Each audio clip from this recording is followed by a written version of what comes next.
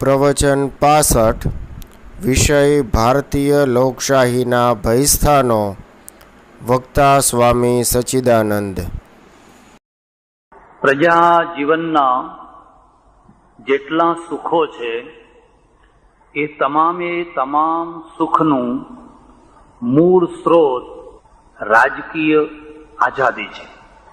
પ્રજા સુખી અને દુઃખી ક્યારે એને કેવી રીતે થતી હોય છે એનો જો વિચાર કરીએ તો પ્રજાને ધર્મનું સુખ જોઈએ, સંસ્કૃતિનું સુખ જોઈએ, અધ્યાત્મનું સુખ જોઈએ, રોજીરોટીનું સુખ જોઈએ, એને જીવનની આવશ્યકતાઓના સુખો જોઈએ. આ બધાનું કેન્દ્ર ક્યાં છે? તમારે તમારો ધર્મ સ્વતંત્ર રીતે પાળવો છે, તમારે તમારી સંસ્કૃતિ પ્રમાણે જીવન જીવવું છે, તમારે તમારી રીતે પગ ઉપર ઊભા રહીને આર્થિક સદ્ધરતા પ્રાપ્ત કરવી છે, તમારે જે કંઈ સમષ્ટિ સુખ જેને કહેવાય એ જે કંઈ પ્રાપ્ત કરવું હોય એ બધાનું મૂળ સ્ત્રોત રાજકીય છે. અને રાજકીય સુખો એને પ્રાપ્ત થતા હોય છે જે એના માટે તૈયાર હોય છે, જે એના માટે જાગૃત હોય છે. પ્રજાને જો રાજકીય ક્ષેત્રની ઉપેક્ષા કરાવવામાં આવે, પ્રજાને જો રાજકીય ક્ષેત્ર પ્રત્યે ઘૃણા કરાવવામાં આવે, પ્રજાના અંદર એક નફરત ઊભી કરાવવામાં આવે તો કદાચ એના કારણે પ્રજા થોડી ત્યાગી થાય, વૈરાગી થાય, કદાચ થોડી આધ્યાત્મિક ભૂમિકા વધારનારી થાય, પણ એની રાજકીય જે સ્થિતિ છે એ આખી બગડી જાય. અને રાજકીય સ્થિતિ બગડી જાય એટલે તમારી બાકીની બધી સ્થિતિઓ આપોઆપ બગડતી હોય છે.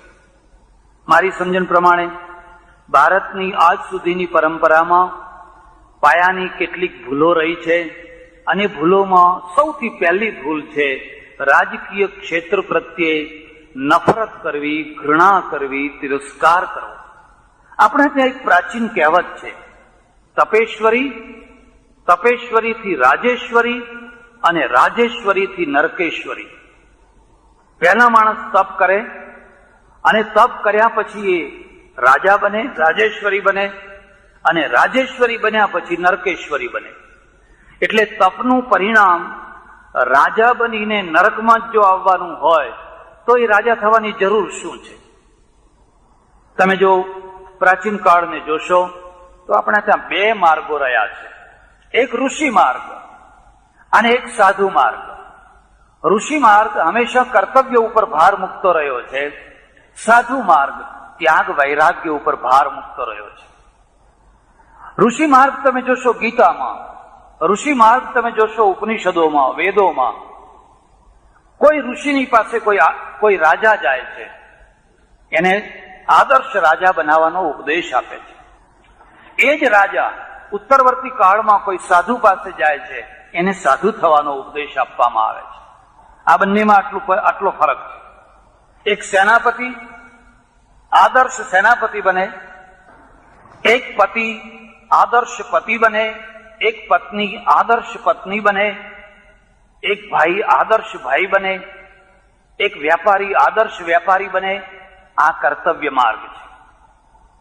પણ જયારે ત્યાગ વૈરાગ્યનો માર્ગ આવ્યો, એના ઉપર એક જ ભાર મૂકવામાં આવ્યો કે તમે ગમે તે હો, ગમે ત્યાં હો, જે છે એને ત્યાગી દો, જે છે એમાંથી બહાર નીકળી જાઓ અને તમારો જય જયકાર થઈ જાય.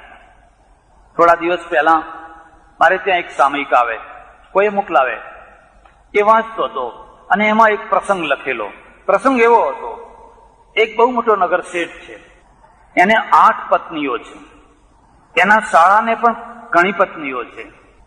એની પત્ની એટલે નગરશેઠની પત્ની નગરશેઠને બાથરૂમમાં પીઠી ચોળીને સ્નાન કરાવી રહી છે, ત્યારે એ વાતમાં કહી રહી છે કે મારા ભાઈએ એક પત્નીનો રોજ ત્યાગ કરે છે, રોજ એક પત્નીનો ત્યાગ કરે છે. 2-3 વાર સાંભળ્યા પછી પેલા શેઠને જરાક રીસ ચડે છે ને એને કહે છે કે તારો ભાઈ તો બાયલો છે, રોજ એક પત્નીનો ત્યાગ કરે છે, એથી કઈ ત્યાગ કહેવાતો હશે? અને પેલી બહેનને પણ થોડી રીસ ચડે છે ભાઈ ઉપર મેણું સાંભળીને, તો કે એ તો રોજ એકનો ત્યાગ કરે છે. ત્યાગ કરવો કોઈ સરળ વાત નથી, કઠિનમાં કઠિન વાત છે. કોઈ કરી બતાવે ત્યારે ખબર પડે. અને આ માણસ બાથરૂમમાંથી જ ઉભો થઈને સીધો કહે છે કે મેં આજ ને આજ મારી 8 પત્નીઓનો ત્યાગ કરી દીધો. બાથરૂમમાંથી સીધો સડસડાટ એ ઘર બહાર નીકળી જાય. અને પેલા એના શાળાના ઘર આગળ જઈને ઉભા રહીને કહે છે, એ બાયલા બહાર નીકળ, રોજ એક પત્નીનો ત્યાગ શું કરે છે? જો હું એક સાથે 8 પત્નીઓનો ત્યાગ કરી અને હવે હું સાધુ થવા નીકળ્યો છું. આખી ઘટના છે, એનો જય જયકાર થયો છે. કેટલો ત્યાગ, કેટલો ત્યાગ, કેટલો ત્યાગ. પત્નીઓ ગાજર મૂળા છે, એમને ગમે ત્યારે ગમે તેમ ગમે તે રીતે ત્યાગી શકાય અને ત્યાગીને તમારો જય જયકાર કરાવી શકાય, કારણ કે એ તો ગાજર મૂળો છે. હા, પત્નીઓ જો આવી રીતે પતિઓનો ત્યાગ કરી નીકળી પડે તો, એ ઓચિંતાની નીકળી પડે તો, આ બેયના વચ્ચેનો ફરક છે. ત્યાગ અને વૈરાગ્ય ખોટો નથી, પણ એ કર્તવ્યમાં પૂરક થાય તો બરાબર છે. જો એ કર્તવ્યને છોડાવે, કર્તવ્યમાં બાધક બને, તો એ ત્યાગ અને વૈરાગ્ય ડુબાડનારી શિલા બની જાય. તારનારું નાવડું ના બને, પણ એ ડુબાડનારી શિલા બની જાય. રાજકીય ક્ષેત્રમાં આપણે જોઈશું તો ભગવદ્ ગીતા એક એવો ગ્રંથ છે તમારા માટે દીવાદાંડી થઈ શકે, જેનો નેતા, જેનો નાયક છે, એ યુદ્ધના મેદાનની અંદર રાજકારણમાંથી ભાગી છૂટવા માંગે છે. અને રાજકારણ યુદ્ધનું રાજકારણ. રાજકારણની પરાકાષ્ઠા તો યુદ્ધ છે. વ્યક્તિનું વ્યક્તિત્વ માપવું હોય તો એ રીતે નહીં માપવાનું કે કેટલું જમે છે. જોકે અમારી જ્ઞાતિવાળા પહેલા એ રીતે માપતા, તમે કેટલા લાડવા ખાવ છો, તમારા ગામમાં વધારે લાડવા ખાનારું કોણ, અને એમાં વ્યક્તિત્વ પ્રગટ થતું. એ રીતે નહીં. વ્યક્તિનું વ્યક્તિત્વ એ રીતે નહીં માપવાનું કે એની પાસે કેટલા વસ્ત્રો છે ને કેવા વસ્ત્રો પહેરે છે. હું તો એથી વધારે આગળ કહું છું, વ્યક્તિનું વ્યક્તિત્વ એ રીતે પણ નહીં માપવાનું કે એને કેટલા પુસ્તકો વાંચ્યા છે, એ કેટલું નોલેજ રાખે છે, એ રીતે પણ નહીં માપવાનું. પણ વ્યક્તિત્વનું સારું, વ્યક્તિનું સાચું વ્યક્તિત્વ એ છે કે એ સંઘર્ષના સમયે કેટલો મક્કમ રહી શકે છે. એ લોહ પુરુષ છે, એ સંઘર્ષના સમયે કેટલો અડગ રહી શકે છે. આથી વધારે વ્યક્તિત્વને માપવાની બીજી કોઈ ચીજ નથી. અને ઘણી વાર એવું બનતું હોય છે કે લોહ પુરુષ જેવા લોહ પુરુષો પણ કપરી ઘડીમાં કાર્પણ્ય થઈ જતા હોય છે, કૃપણ થઈ જતા હોય છે. અર્જુન જેવો અર્જુન પણ કૃપણ થયો અને કૃષ્ણને કહેવું પડ્યું, કાર્પણ્ય દોષો ઉપહત સ્વભાવ. અર્જુને કહ્યું, મારામાં કાર્પણ્ય દોષ આવ્યો છે, હું નિશ્ચય નથી કરતો. કુતસ્વા કશ્મલમિદમ વિષમય સમુપસ્થિતમ. હું આપને ખાસ સલાહ આપું છું. ભગવદ્ ગીતા અધ્યાત્મનો ગ્રંથ છે, ભગવદ્ ગીતા ધર્મનો ગ્રંથ છે, ભગવદ્ ગીતા રાજકારણનો ગ્રંથ છે. કૃષ્ણ આધ્યાત્મિક પુરુષ છે, કૃષ્ણ પૂર્ણ પુરુષ છે, પણ કૃષ્ણ ચાણક્યના પહેલાના મહાચાણક્ય છે, જેના રથની લગામ તમે હાથમાં પકડો અને એનો રથ છે એ અડધા માર્ગમાં છિન્ન ભિન્ન થઈ જાય તો લગામ પકડવાનો અર્થ શું છે? લગામ પકડવાનો અર્થ એ છે કે જેની લગામ મેં પકડી છે એને હું પાર પાડીશ. અને પાર પાડવા માટે શામ, દામ, દંડ ને ભેદ, જ્યાં જેની જરૂર હોય, જે રીતની જરૂર હોય, એ બધા પ્રયોગો જેને આવડતા હોય એ વ્યક્તિ રાષ્ટ્રની ધુરાને સંભાળી શકે. એ વ્યક્તિ રાષ્ટ્રની ધુરાને સાચી દિશામાં લઈ જઈ શકે. એટલે તમે જોશો આખી ભગવદ્ ગીતાની ઉત્થાનિકા એવી છે, મારે આ યુદ્ધ નથી કરવું. અને યુદ્ધના મૂળમાં હિંસા છે. અને હિંસા એ કોની છે? સ્વજનોની હિંસા છે, પોતાના જ માણસોની હિંસા છે. આટલા લોહીથી ખરડાયેલા ભોગ મારે નથી ભોગવવા. હું સંન્યાસી થઈ જઈશ, ભિક્ષા માગીશ, પાપી પેટ ભરવા માટે 4 કોળિયા જ્યાંથી જેવા મળશે તેવા ખાઈ લઈશ, પણ મારે આ યુદ્ધ નથી કરવું. પણ તમે જોશો કે આ ત્યાગ વૈરાગ્ય છે અને બીજી બાજુ કર્તવ્ય છે. ઘણી વાર એવું બનતું હોય ત્યાગ વૈરાગ્ય માળાની માફક રૂપાળો હોય અને કર્તવ્ય કાંટાની માફક શૂળ આપનારું હોય, તો સૌંદર્ય કોને નથી ગમતું હોતું, રૂપાળી ચીજ કોને નથી ગમતી હોતી, પણ કર્તવ્ય કાંટાની શૂળ જેવું હોય તો પણ જ્યારે આચરીએ પરિણામ એના બતાવે કે આ સાચી વસ્તુ હતી. કૃષ્ણ એકના બે ન થયા અને એમણે કહ્યું તારે યુદ્ધ કરવું જ પડશે. આ યુદ્ધ ત્યાગ અને વૈરાગ્ય કરતા પણ ઘણી ઊંચી ભૂમિકાનું છે. ત્યાગ અને વૈરાગ્યથી તને વ્યક્તિગત શાંતિ મળશે.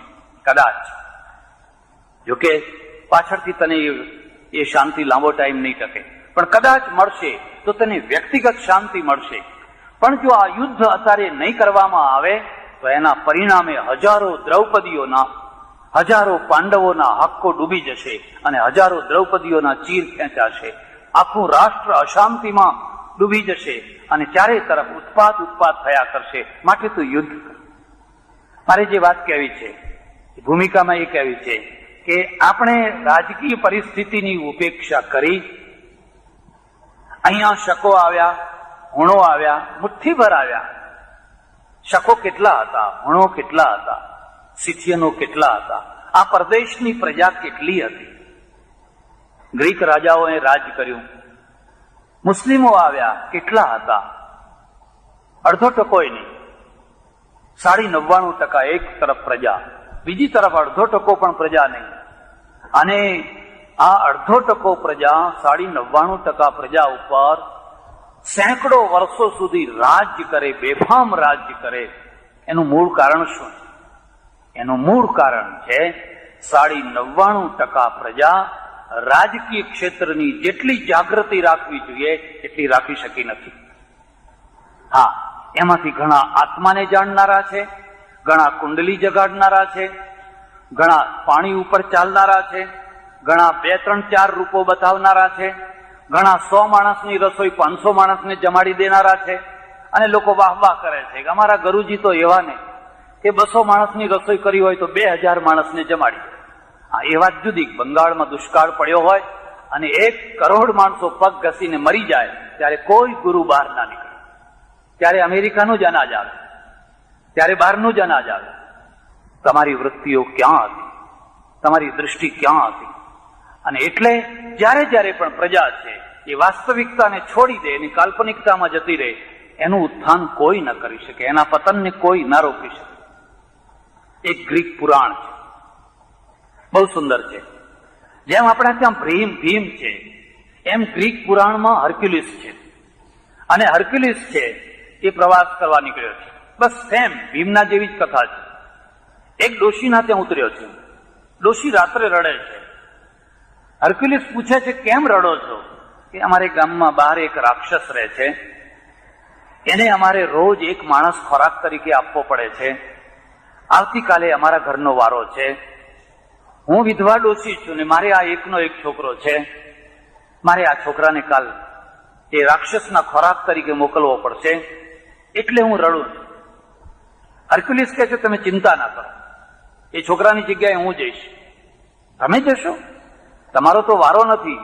પણ કે ના, વારો ના હોય તો હું વારો લઈ લઉં છું. બીજા દિવસે હર્ક્યુલિસ ગયો. પેલો રાક્ષસ ખૂબ ભૂખ્યો થયેલો. બંનેના વચ્ચે યુદ્ધ થયું, તુમુલ યુદ્ધ થયું.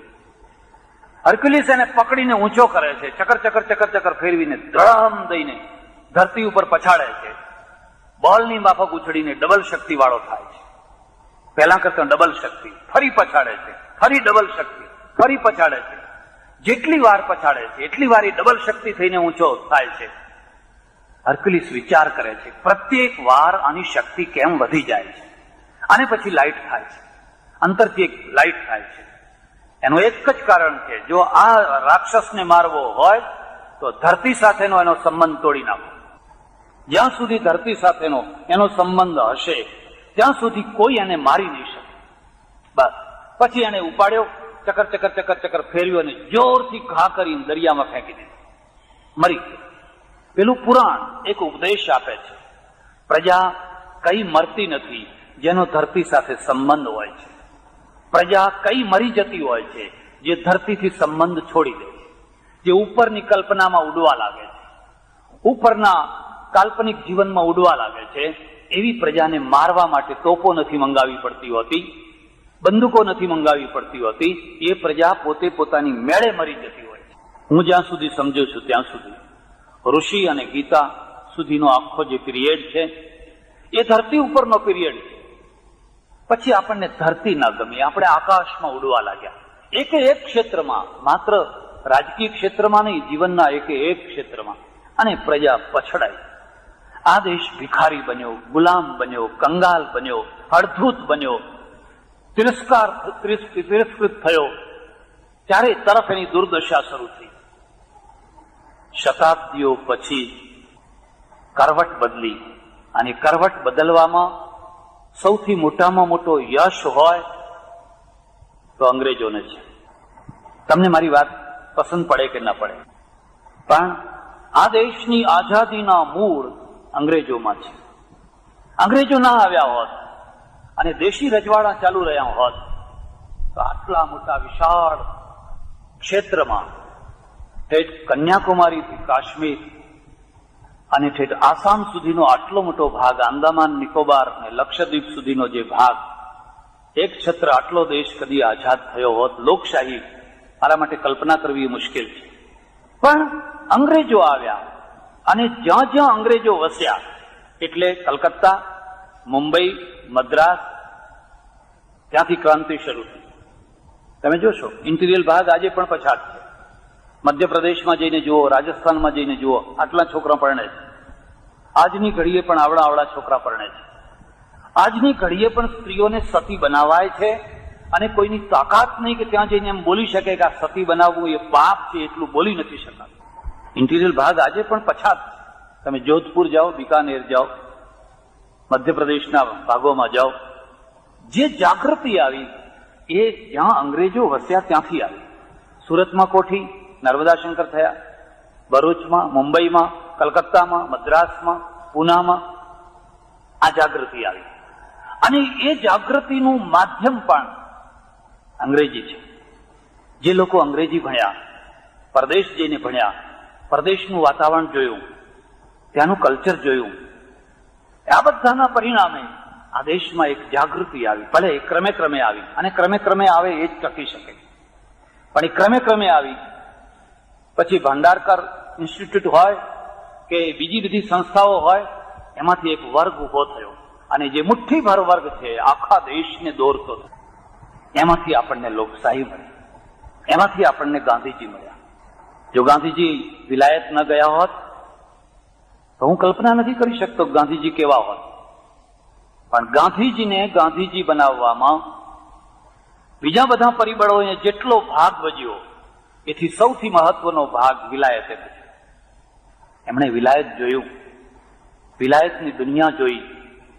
એમણે આફ્રિકા જોયું, દક્ષિણ આફ્રિકા, અને ત્યાંની દુનિયા જોઈ. અને એનું પરિણામ એ આવ્યું કે ગાંધીજીની આખી લડતમાં કોઈ જગ્યાએ ઘૃણા નથી, દ્વેષ નથી, અસભ્યતા નથી, અભદ્રતા નથી. અંગ્રેજોની સામે લડાઈ. આજે એની વિરુદ્ધમાં બોલવા જઈએ તો લોકો કે કેમ ભણેલા માણસો જ સમજુ છે, અને એમાંથી 2-5 અભણના દાખલા આપી શકાય. આ ફલાણા માણસ અભણ હતા, એ અપવાદ છે ને, અપવાદના દ્વારા નિયમ ના બની શકે. જો તમે કોઈ નિયમ નહીં, જો તમે કોઈ એક સચોટ વ્યવસ્થા નહીં કરો, તો આ અમદાવાદની અંદર એક સાથે 5 સીટો ઉપર જીતનાર એક માણસ નીકળ્યો હતો, ખબર છે ને? અને 5 સીટો ઉપર બાકી બધાની ડિપોઝિટો જપ્ત કરાવી દીધી. એ તો સારું થયું કે નગરપાલિકાની ચૂંટણીમાં ભાઈ ઉભા હતા. બાકી જો આવતીકાલે રાષ્ટ્રપતિની ચૂંટણી થાય અને આખા દેશને આવી રીતે ચૂંટવાના હોય તો તમે કોઈ નવાઈ ના માનશો કે એ રાષ્ટ્રપતિની ચૂંટણીમાં પણ એવી જ રીતે વિજયી થઈ શકે. આપણી લોકશાહી આ કક્ષાએ પહોંચી છે. મેં ઘણી વાર પરદેશ જોયો છે, ચૂંટણીના સમયમાં પણ હું ગયો છું. દાખલા તરીકે બ્રિટનમાં 1-2 વાર જવાનું થયું, ખબર જ ના પડે કે આજે ચૂંટણી છે, ખ્યાલ જ ના આવે. કોઈ સરઘસ નહીં, કોઈ દિવાલો ઉપર પોસ્ટરો નહીં, કોઈ ચિતરવાનું નહીં, કોઈ મોટી કમાનો નહીં બનાવવાની, કોઈ સૂત્રો નહીં લખવાના. સવારના 7 વાગ્યાથી રાતના 9 વાગ્યા સુધી બસ તમે ગમે ત્યારે વોટ આપી શકો છો. કોઈ હડતાલ નહીં, કોઈ રજા નહીં, કશું જ નહીં. તમે જાઓ, મતદાન કરી આવો. મિલો ચાલુ, ઓફિસો ચાલુ, બધું જ ચાલુ. એ લોકશાહીને ભયસ્થાન નથી. એ લોકશાહી માટે ભયસ્થાનો નથી, આપણા માટે ભયસ્થાનો છે. કારણ કે આપણે આટલી સરળતાથી વોટ નથી આપી શકતા. અમારે પેટલાદની અંદર જે માણસના ખૂન કરવામાં આવ્યા, કેમ કરવામાં આવ્યા? એ જયારે વોટ આપવા ગયો ત્યારે એને કહ્યું તારો વોટ તો અપાઈ ગયો છે. મેં કહ્યું હું તો હમણાં જ આવ્યો છું, મારો વોટ કેમ અપાઈ ગયો? ત્યારે વધારે ઉશ્કેરાટ થયો એટલે એને કહેવામાં આવ્યું કે લે ત્યારે તું આ ફલાણાની જગ્યાએ વોટ કરી દે, તને હું બીજા નામનો વોટ આપું છું, તારે કરવો હોય તો કરી દે, પણ ખબરદાર અમુકને જ વોટ આપવાનો છે, જો હું જ સિક્કો લગાવીને આપીશ. એમાં થોડી બોલાચાલી થઈ. પેલા માણસે કહ્યું હું મામલતદાર પાસે જઉં છું ફરિયાદ કરવા માટે. એ બહાર નીકળ્યો અને પાડી દેવા માટે ખલાસ, ખતમ થઈ ગયો. હજુ સુધી પકડાયા નથી માણસો. આ આપણી લોકશાહી છે. પેટલાદ જેવા શહેરમાં જો આવું થતું હોય તો દૂરના ગામડાઓમાં જ્યાં કોઈ સાંભળનારું નથી, જ્યાં કોઈ બોલનારું નથી, જ્યાં બોલી શકાય એવું નથી, ત્યાંનું વોટિંગ કેવું થયું હશે, ત્યાંનું મતદાન કેવું થયું હશે. અને જો આ જ પ્રકારના મતદાતાઓના દ્વારા જો આપણે લોકશાહી લાવવાની હોય તો મને એમાં કોઈ ઉજ્જવળતા નથી દેખાતી. તમે જોઈ શકો છો ક્રમે ક્રમે ક્રમે ક્રમે આપણા ત્યાં જનારા લોકો ક્યાં આવ્યા, કેવા પ્રકારના લોકો આવ્યા. એટલે ભારતની લોકશાહીનું પહેલામાં પહેલું ભયસ્થાન હોય તો સ્વયં લોકો છે. લોકોમાં જાગૃતિ નથી અને લોકોમાં નિર્ભયતા નથી. એક સમય હતો જ્યારે ગાંધીજીએ એક નિર્ભયતા ઊભી કરેલી, પણ અંગ્રેજોની સામે નિર્ભયતા ઊભી કરવી બહુ સરળ કામ હતું. આજે આપણી જાત સામે નિર્ભયતા ઊભી કરવી સરળ કામ નથી. લેખકો લખી નથી શકતા, બોલનારા બોલી નથી શકતા. સૌરાષ્ટ્રમાં જઈને જુઓ, બિહારમાં જઈને જુઓ, એવી પરિસ્થિતિ છે ક્યારે તમને કૂતરાની મોતે મારી નાખવામાં આવશે, ક્યારે તમારા બાળ બચ્ચાઓની આબરૂ ધૂળ ધાણી કરી નાખવામાં આવશે અને કોઈ તમારો રક્ષક નહીં. આ દેશના ભૂતપૂર્વ પ્રધાનમંત્રીને મારી શકાતો હોય, આટલી બધી વ્યવસ્થા પછી પણ હત્યા કરી શકાતી હોય, વર્તમાન પ્રધાનમંત્રીને એટલે ઇન્દિરા ગાંધીને મારી શકાતા હોય, મને ને તમને મારવા એ કઈ મોટી વાત? ક્યાં છે કાયદો? કોણ એને પકડનાર છે? કોના ભરોસે તમે જીવો છો? પરદેશમાં મેં ઘણી વાર જોયું છે, મારા પુસ્તકોમાં તમે જોજો, તમે પોલીસને રિંગ કરો, 3જી મિનિટે પોલીસ આવીને ઊભી છે. 5 મિનિટ તો એની છેલ્લી મુદત. આપણા ત્યાં કોઈ મરી જતું હોય અને રિંગ કરો અને મરી ગયું હોય તોય કદાચ 24 કલાક તો સહેજે નીકળી જાય ને એમાં કઈ મુશ્કેલી ના થાય, એમાં કોઈ વાંધો ના આવે. આ બંનેનો તફાવત છે ને આ બંનેનો તફાવત છે. એટલે પ્રજા રાજ સત્તામાં, રાજ શાસનના જોરે પોતે સુરક્ષિત છે એવું માની ના શકે. આચાર્યોને પૂછો, શિક્ષકોને પૂછો, જ્યારે તમે કોઈ હાઈસ્કૂલ કે કોલેજના પેપરો કોપીઓ ચેક કરવા માટે પરીક્ષા હોલમાં જાઓ છો, તમે સુરક્ષિત છો? તમારી સુરક્ષાની કોઈ ગેરંટી છે? તમને બહાર નીકળ્યા પછી તમારી કોઈ ગેરંટી છે? અને નથી તો તમે કેટલા મોરલ રાખશો? ક્યાં સુધી મોરલ રાખશો? મોરલ રાખનારનું થાય છે શું? કેટલીક વાર તો એવું બનતું હોય છે કે સાચા મોરલ વાળા ઓફિસરો હોય એને ડિગ્રેડ કરવામાં આવે, એમનો વિકાસ અટકાવી દેવામાં આવે, અને જે લોકો ચમચાગીરી કરતા હોય એમાં એમની સાથે ભળી ગયા હોય એનો વિકાસ થતો હોય. આ લોકશાહીના ભયસ્થાનો છે. અને આ ભયસ્થાનો છે ત્યારે આપણે બીજી વાર ચૂંટણી કરશું અને કોઈ સાચા પ્રતિનિધિઓને મોકલશું, ત્રીજી વાર ચૂંટણી કરશું, ચોથી વાર ચૂંટણી કરશું અને સાચામાં સાચા પ્રતિનિધિઓને મોકલશું, એ આશા મને નથી રહેતી. બીજી વાત, લોકસભા કે વિધાનસભાઓની અંદર જે જનારો વર્ગ છે એ કોણ જાય? ક્રીમ વર્ગ, માખણ જાય. પ્રજાના અંદર એક માખણ રહેતું હોય છે. આખી પ્રજા તો માખણ નથી હોતી, પણ માખણ છાશમાંથી થતું હોય છે, દહીંમાંથી થતું હોય છે. તમે વિધાનસભાની અંદર, લોકસભાની અંદર તમારા ક્રીમ વર્ગને મોકલી શકો છો, જનારો વર્ગ. અને ક્રીમ એટલે બે રીતે ક્રીમ, બૌદ્ધિક રીતે ક્રીમ અને નૈતિક રીતે ક્રીમ. તમારો મોકલેલો વર્ગ આવો છે. મેં સંદેશમાં વચ્ચે 2 લેખ લખેલા, અને લખતા પહેલા કેટલા ન્યાયાધીશોને, કેટલા વકીલોને પૂછેલું કે આ, અને કેટલા એમપીઓને પૂછેલું. મેં કહ્યું, આ ધારો આવ્યો છે એ તમને ખબર છે? અને કે ના, અમે તો જાણતા જ નથી, તમારો જ પાસ કરેલો છે. આ જો તમારો જ પાસ કરેલો છે. અને કે આટલો ભયંકર ધારો? હા, મેં કીધું તમારા હાથ ઊંચા કરવાથી પાસ થયેલો છે. તો કે અમને તો ખબર જ નથી. ત્યારે તમને ખબર શી છે? જયારે તલાક બિલ પાસ કરવામાં આવ્યું ત્યારે એક એમપી મારે ત્યાં આવેલા, અને મેં એમને પૂછ્યું કે આ તલાક બિલ પાસ થયું, તમે પક્ષમાં વોટ આપ્યો કે વિપક્ષમાં આપ્યો? મને કે પક્ષમાં આપ્યો. તમે એમાં સંમત છો? મને કે ના, સંમત નથી. તો સંમત નથી છતાં તમે પક્ષમાં કેમ મત આપ્યો? મેં કીધું આપણું કેરિયર સાચવવું હોય તો મત આપવો પડે. કેરિયર એટલે શું?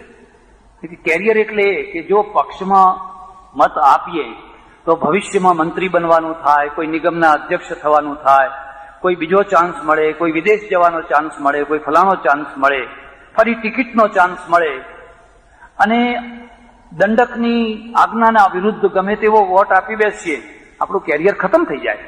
એનો અર્થ એ થયો કે તમે તમારી ઈચ્છાના વિરુદ્ધમાં પણ મત આપો છો અને કેરિયર સાચવો છો.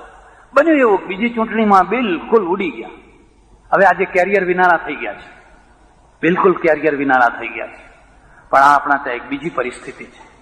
આપણે જે મોકલીએ છીએ દેશનો ક્રીમ વર્ગ છે, મેં થોડું તપાસ કરાવી તો ખ્યાલ આવ્યો કે 80% એવા માણસો છે જેને બજેટની ખબર જ નથી કે બજેટ શું વસ્તુ છે, કઈ બલા છે.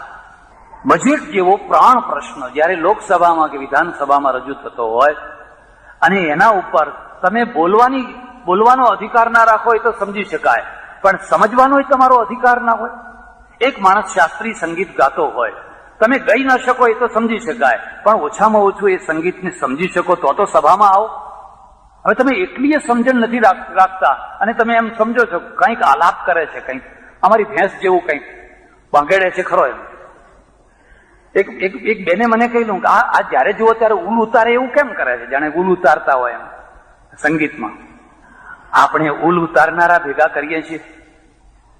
આ એક કઠોર વાસ્તવિકતા છે કે જે દેશના જટિલ પ્રશ્નો છે એ જટિલ પ્રશ્નોને ઊંડાણથી સમજી શકે, એની વાત તો દૂર રહી, પણ ઉપર છલ્લા પણ સમજી શકે, ઉપરથી સમજી શકે, એટલો પણ સભાન વર્ગ આપણે મોકલી શકતા નથી, મોકલી શકાતો નથી.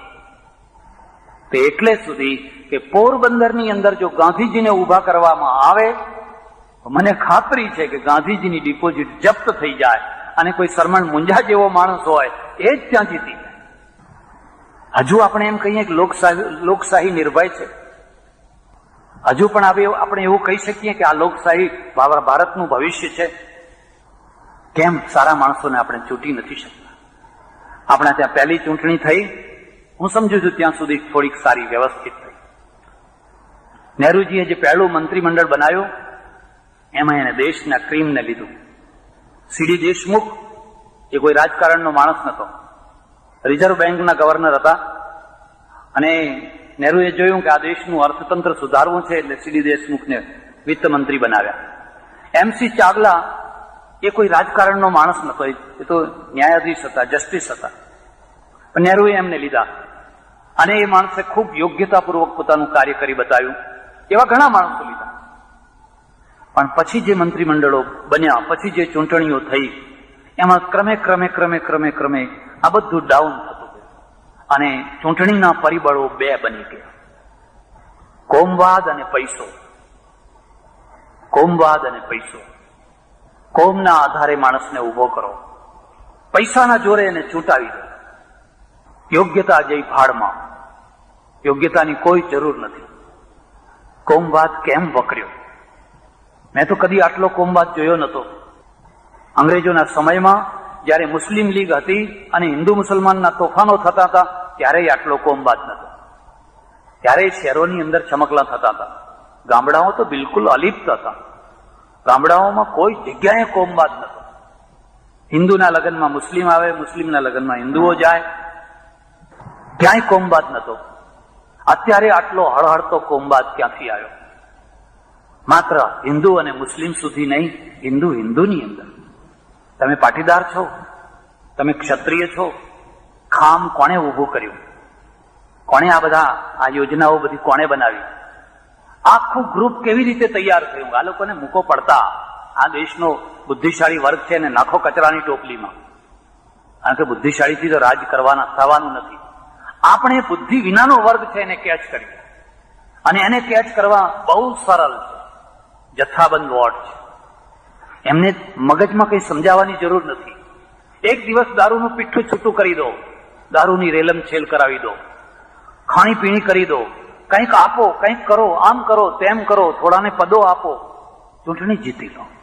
અને આ જે જીતાયેલો, આ રીતે જીતાયેલો વર્ગ છે, એ વર્ગ પછી કયો વર્ગ આવ્યો? આ તો વાસ્તવિકતા છે. જે બે વાતો હતી, ચૂંટણીમાં પૈસો અને કોમવાદ, આ બેની પ્રધાનતા હતી, એમાં એક ત્રીજું તત્વ ભળ્યું અને ધર્મ ભળ્યો. પ્રજા છે, અમેરિકાની પ્રજા, બ્રિટનની પ્રજા, એટલે ત્યાંની લોકશાહીવાળી પ્રજા, અને ભારતની, એશિયાની પ્રજા, આ બેમાં એક મુદ્દાનો ભેદ છે. પેલી પ્રજા ઇમોશનલ નથી, આ પ્રજા ઇમોશનલ છે, બહુ લાગણીશીલ છે. અને લાગણીના પ્રશ્નો એટલા હોય છે કે બુદ્ધિથી એને હલ કરી શકાય છે. બુદ્ધિની કક્ષા ઘટાઈ ગઈ.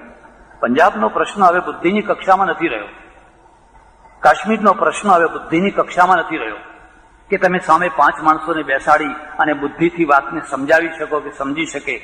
ગાંધીજીએ એક વાતાવરણ ઊભું કરેલું, અને એ વાતાવરણ એ કે તમારા વિરોધી હોય એ વિરોધીની વાતને પણ સાંભળો, સમજો, અને એમાંથી જે સ્વીકાર કરવા જેવું હોય એને તમે સ્વીકાર કરો. આજે તો વાતાવરણ એ છે કે તમારા ઘરની અંદર તમે બોલી ન શકો. એક એવું જનૂન, આ પક્ષનું કે આ પક્ષનું કે પેલા પક્ષ, એક એવું જનૂન કે જે તમારી વાત સાંભળવા તૈયાર જ છે. કારણ કે બુદ્ધિની કક્ષા ખતમ. ઇમોશનલ પ્રજા છે, અને ઇમોશનલ પ્રજા છે એને તમે બૌદ્ધિક રીતે તમે સમજાવીને કોઈ પ્રશ્નનો નિવેડો લાવી શકો એ વાત ખોટી છે. મને યાદ છે, ઈરાને 55 માણસો અમેરિકાના કેદ કરેલા અયાતુલ્લા ખોમેનીના સમયમાં. આખું ઈરાન તમે જુઓ, ઇમોશનલ થઈ ગયું. બસ ઇસ્લામ, ઇસ્લામ, ઇસ્લામ, ઇસ્લામ, બીજી વાત. બરબાદ થઈ ગયું. પ્રજાને બીજી કોઈ રીતે વિચારવાનું જ નહીં, માત્ર આ રીતે જ વિચારવાનું. 55 માણસો પકડી લીધા. હું ત્યારે અમેરિકા હતો, અને જે ભાગમાં રહેતો હતો ત્યાં થોડા ઈરાનીઓ રહેતા હતા. કોઈ અમેરિકને કોઈના ઉપર એક કાંકરી ના મારી, કોઈને એક નારો ના સંભળાયો, કોઈના પ્રત્યે ઘૃણા નહીં, કોઈના પ્રત્યે તિરસ્કાર નહીં. કારણ કે પ્રજા ઇમોશનલ નથી. એ જાણે છે કે આ આખો પ્રશ્ન મારું વિદેશ ખાતું સંભાળે છે, મારી સરકાર સંભાળે છે, અને સરકાર આ પ્રશ્નને પહોંચી વળશે. આપણી આ મુશ્કેલી છે કે અહીંયા તો કોઈ જગ્યાએ કંઈક થોડુંક ઘટે એટલે આખા દેશમાં આંદોલન, આખા દેશમાં તોફાનો, આખા દેશમાં અગ્નિદાહ, આખા દેશમાં અસ્ત્રા ફરી વળે, 5-25 ખૂનામરકી થઈ જાય. વાત શું છે કે ઇઝરાયેલે અલ અક્સાને થોડું નુકસાન પહોંચાડ્યું છે, પણ ભાઈ એમાં આ દેશને શું લેવા દેવા છે? કે નહીં, અમારે કોઈને કોઈ જગ્યાએ તોફાન કરવા જ છે, દાજ કાઢવી, પ્રજાને ઇમોશનલ બનાવી દેવી, અને પછી તમે નિર્ભ્રાંત લોકશાહીના સુખ ભોગવો. એ બંને કદી સાથે ના થઈ શકે, એ બંને એક સાથે ના થઈ શકે. પ્રજાને ધીરજવાળી બનાવવી જોઈએ, પ્રશ્ને સમજતી કરવી જોઈએ, સામેના માણસની વાતને સમજતી કરવી જોઈએ. એનામાં એટલી ક્ષમતા હોય કે અત્યંત ન ગમતી વાતને પણ એ શાંતિથી સાંભળી શકે. ભલે એને સ્વીકાર કરે કે ન કરે, પણ એ એકદમ લાગણીના પૂરમાં વહી ના જાય. આપણે તો વાતાવરણ એવું કરી દીધું છે કે અત્યારે કંઈ બોલી ન શકાય, કોઈને કંઈ કહી ન શકાય. બસ કાં તો આ તરફ બોલો, કાં તો આ તરફ બોલો, બસ. નહીં તો તમારી કોઈ તટસ્થતાની વાત કોઈ સાંભળવા માટે તૈયાર. એટલે જે બીજી વાત આવી આપણા ત્યાં, એ વાત એવી આવી કે પ્રજાને વધારેમાં વધારે ઇમોશનલ બનાવી દીધી. ગાંધીજીએ જે એમના પાક્ષિકો ચલાવ્યા, સામયિકો ચલાવ્યા, એમાં બહુ ભાષાના ઉપર જાગૃતિ રાખી અને પ્રજાને ઘડવામાં એક જાગૃતિ રાખી.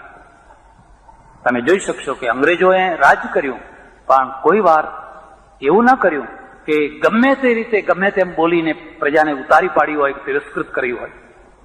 આ ભયસ્થાન છે લોકશાહીનું. તમારી પ્રજા ધીરજવાળી બની છે, કોમવાદી બની છે, પૈસાની લાલચુ બની છે, અને માત્ર ગરીબોની વાત નથી.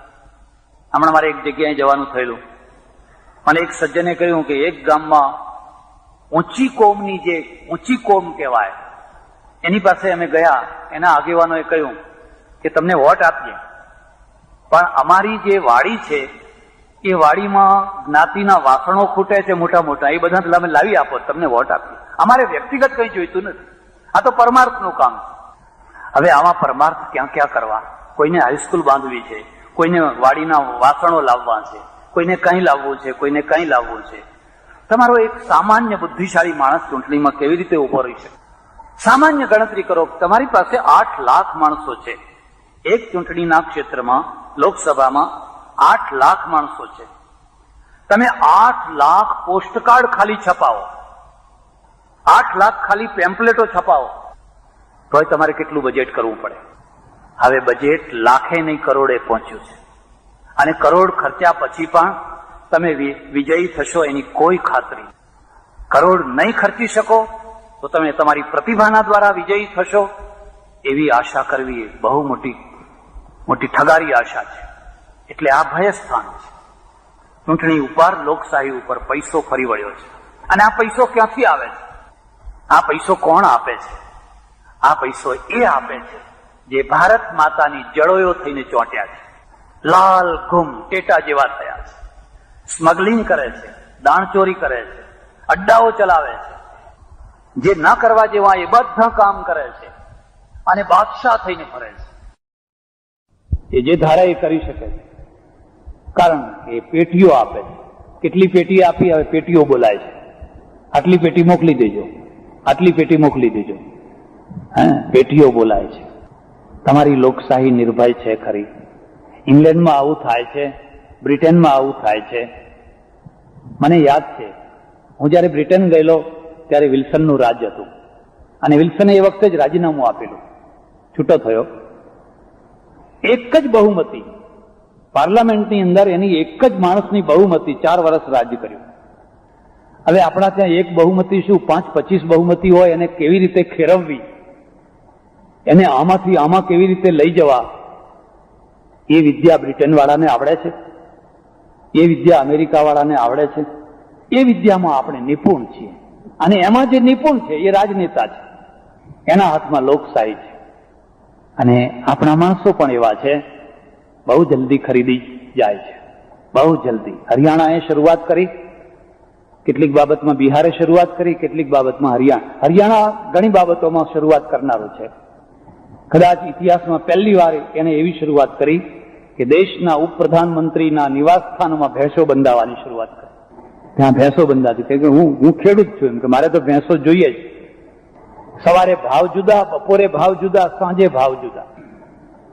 હમણાં એક સજ્જન મળ્યા, મેં કહ્યું કંઈક કરો ને, કે બધું ખરું પણ પૈસા જોઈએ.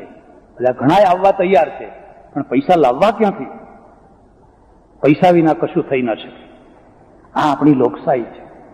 આ નગ્ન સત્યને આપણે સ્વીકારી શકીએ છીએ તો આ રોગ, આ કેન્સરનો રોગ, આ મહાબીમારી સાથેની આ લોકશાહી છે. સ્મિથનું નામ તમે સાંભળ્યું હશે, જેણે ઇતિહાસ લખ્યો છે, બહુ મોટો ઇતિહાસકાર છે. એણે એક આપણને ન ગમે એવો ફકરો લખ્યો છે. એણે લખ્યું છે, ભારત ઉપર અમે વિજય કેવી રીતે મેળવ્યો. અમે તો વેપાર કરવા આવેલા, વ્યાપારી પ્રજા હતા.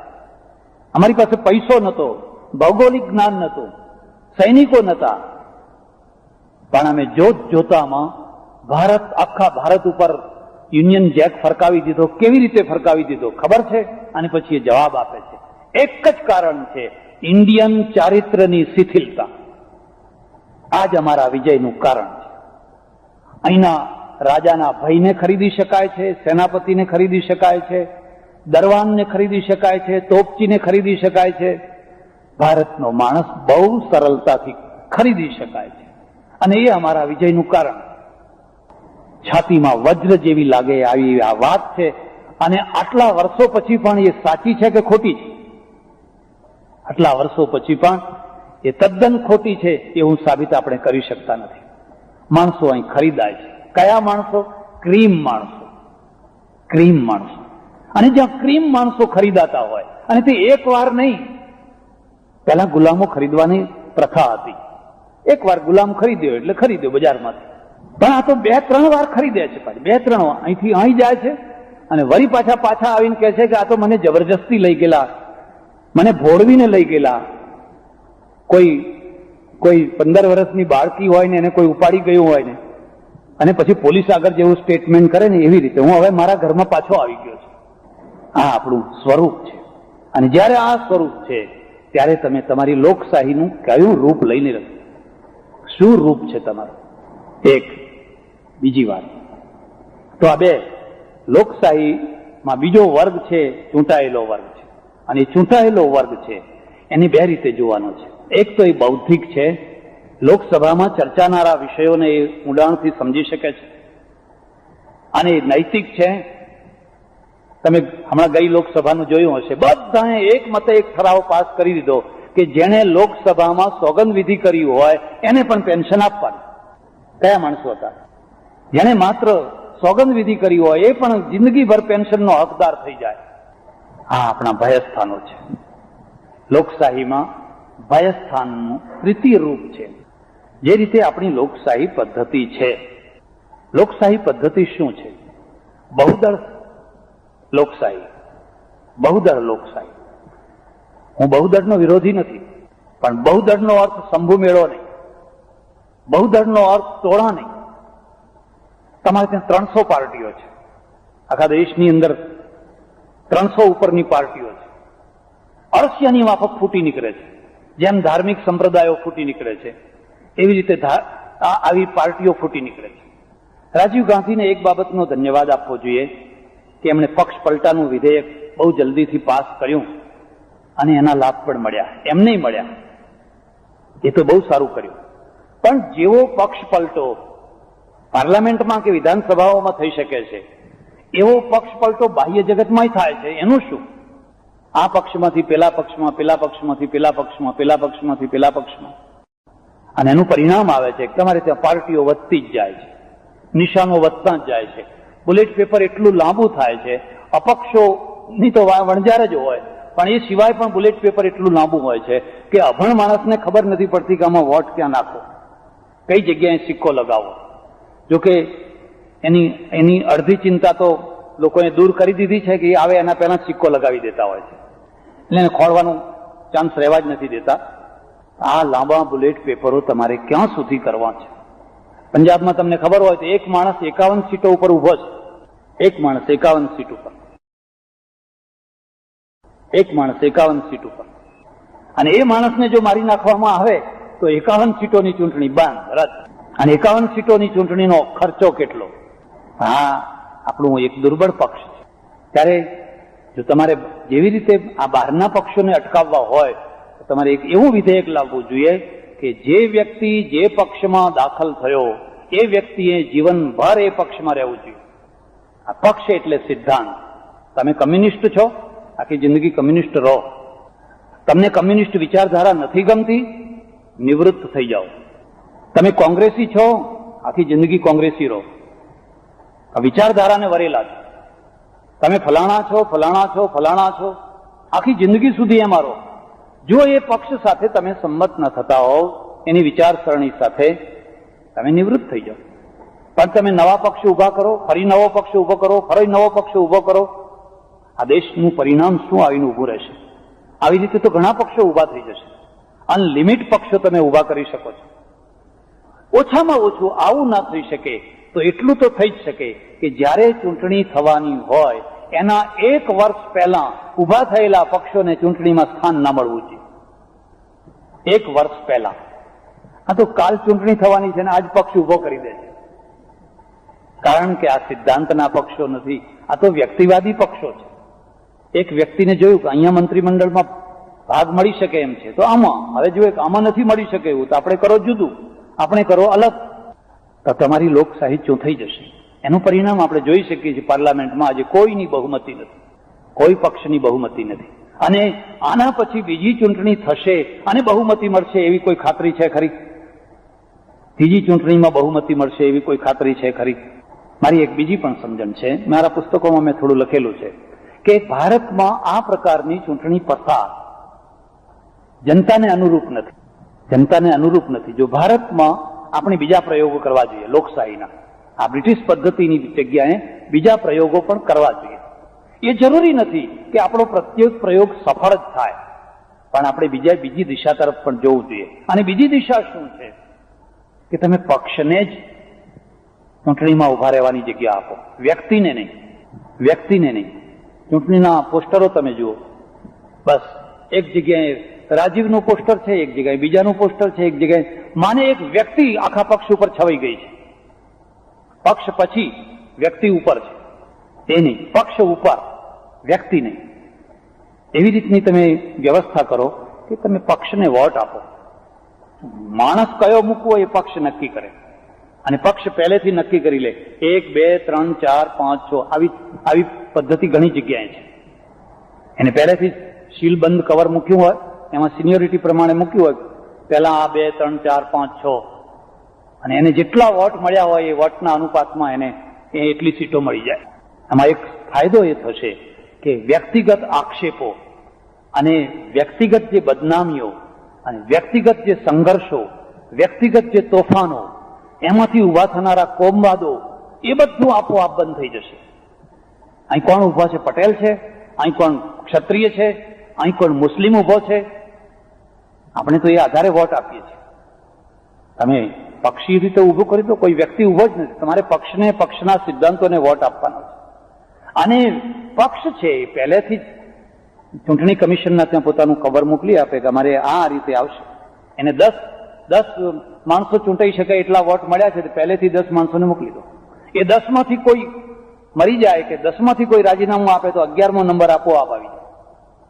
આવી કોઈ બીજો પ્રયોગ તમારે કરવો જોઈએ. જો આ રીતે જો તમારી ચૂંટણી પદ્ધતિ ચાલુ રહેશે તો તમે એના અનિષ્ટોને રોકી નહીં શકો, અને અનિષ્ટો હદ બહાર અનિષ્ટો થઈ ગયા. એક બીજી વાત છે કે ભારતમાં જે રીતે ચૂંટણી થાય છે એ રીતે આખો દેશ એક વલોવાઈ જાય છે. બહારના દેશોની પદ્ધતિ પ્રમાણે ચૂંટણીના પ્રચાર માટે તમે ટીવી, રેડિયો, પેપરો એને માધ્યમ બનાવો, સરઘસો કાઢવા, અને સરઘસો કેટલા ટ્રેક્ટરો, કેટલી મોટરો, કેટલા નારા લગાવવા. આ સ્વસ્થતા નથી. આથી દેશ અશાંતિમાં પડે છે અને દેશ ઉકળાટમાં આવી જાય છે. તમે શાંતિથી કરો, જેવી રીતે બ્રિટન, અમેરિકા વગેરે દેશોમાં ચૂંટણી થાય છે. પણ આપણે ત્યાં તો 2 મહિના સુધી લોકો ઊંઘતા નથી. મારું ગામ નાનું સરખું છે, પણ હું તમને શું વાત કહેતા મને શરમ આવે છે. 10-10, 12-12 વર્ષના છોકરાઓ ગજવામાં પ્યાલી લઈને ફરતા હોય છે. પ્યાલી. અને આ બૂથવાળા છે, આ પક્ષવાળા છે, એની પાસે જઈ જાય, કાકા તમારામાં હો, એટલે પેલા પ્યાલી ભરી આપે, 94 આપે. પછી પેલામાં જઈને કે કાકા તમારામાં. એ 2 પક્ષની પ્યાલીઓ પીવે છે. આખું ગામ ધીરે ધીરે આખું ગામ દારૂડિયું થઈ જાય છે. એક ચૂંટણી જયારે વિદાય થાય છે ત્યારે વ્યસન વધારીને જાય છે, કડવાશ વધારીને જાય છે, મન બગાડીને જાય છે, અવ્યવસ્થા ઉભી કરીને જાય છે. તમારે આને રોકવી છે. આ ભયસ્થાનો છે. તો તમે એવી વ્યવસ્થા કરો કે તમારા પક્ષનો પ્રચાર હોય, તમારા સામયિકો છે, પેપરો છે, એ તમારો પ્રચાર કરે, પણ આવી બેફામ સભાઓ ભરવી, બેફામ સરઘસો કાઢવા, ગમે તેવા પોસ્ટરો લગાડવા, ગમે તેવા નારા લગાડવા. બીજી પ્રજા પણ દેશની પ્રજા છે, એને ઉતારી ના પાડવી જોઈએ. આ વાત છે. ચોથી ને છેલ્લી મુદ્દાની વાત કરી દઉં. આપણા ત્યાં જે ચૂંટણી છે એની અસર વહીવટી તંત્ર ઉપર શું થાય છે? એક વહીવટી માળખું છે. પ્રજાને દિલ્હીમાં કોણ રાજ્ય કરે છે એના સાથે કોઈ સંબંધ નથી. પ્રજાને તો અહીંયા કોણ પીએસઆઈ છે, અહીંયા કોણ કલેક્ટર છે, અહીંયા કોણ મામલતદાર છે, અહીંયા કોણ ન્યાયાધીશ છે, એના સાથે સીધી પ્રજા સંકળાયેલી છે. અને આ વર્ગ જેના હાથમાં વહીવટ છે, એ વર્ગ છે, એ વર્ગને તમે કઈ કક્ષામાં મૂકી દીધો છે? વલ્લભભાઈ પટેલે એક બહુ સારી વાત બતાવેલી, અને એમણે એમ કહેલું, બહુ મોટી ઊંચી જગ્યા ઉપર બહુ નાના માણસને કદી ના ગોઠવશો. નાના માણસના સાથે કોઈ વિરોધ નથી. આ હું કોઈ જ્ઞાતિ પ્રથા કે બીજા કોઈના દ્વારા નથી કહી રહ્યો. કોઈ પણ મોટું પદ હોય એની જગ્યાએ તમે બહુ નાના માણસને ના ગોઠવશો, નહીં તો એ મોટું પદ છે ને એ તમારા માટે માથાનું દર્દ થઈ જશે. રાજાની યોગ્યતા શામાં છે? દિવાનની નિમણૂકમાં. તમે સાચો દિવાન નિમી દો, રાજા ઘસઘસાટ ઊંઘશે, હવે એને શાંતિ. દિવાનની યોગ્યતા શામાં છે? ઓફિસરોની નિમણૂકમાં. સાચા ઓફિસરો, યોગ્ય ઓફિસરો તમને નિમણૂક કરી દીધા, હવે દિવાનને પણ રામ રાજ્ય છે. પણ રાજા જો ખોટા દિવાનની નિમણૂક કરી દે અને દિવાન ખોટા ઓફિસરોની નિમણૂક કરી દે, ખલાસ. રાજાને ચારે તરફથી સોયો ભૂંકાશે. રાજા હતો અને એની રાણી બહુ માનીતી, ને માનીતી રાણી એટલે રાત દિવસ રાજાને ટોક્યા કરે. તમે આ દિવાનને 5,000 આપો છો તો મારો ભાઈ શું ખોટો છે? મારા ભાઈને દિવાન બનાવો ને, મારો ભાઈ શું ખોટો છે? એ રાજા ડાયો, એને કહ્યું તારો ભાઈ બરાબર છે, તારા ભાઈને કહે તો હું સોનાની માળા બનાવી આપું, ડગલો બનાવી આપું, પણ દિવાનના પદ ઉપર ના ગોઠવાય. કેમ ના ગોઠવાય? કઈ માણસ નથી? બહુ હઠ પકડી. બધું એવું. એટલામાં જે એનો ભાઈ આવ્યો ને પેલા રાજાએ કહ્યું એ રાત્રે મને ઊંઘ ના આવી, આ મહેલની બાજુમાં એક કૂતરું ભસતું હતું, જરા તપાસ કરો ને શું થયું, કેમ ભસતું હતું? ત્યારે રાણીએ એના ભાઈને કહી રાખેલું કે જો હું તારા માટે ભલામણ કરવાની છું. એટલે રાજા કોઈ પણ કામ બતાવે ખૂબ દોડી દોડીને તારે કામ કરે.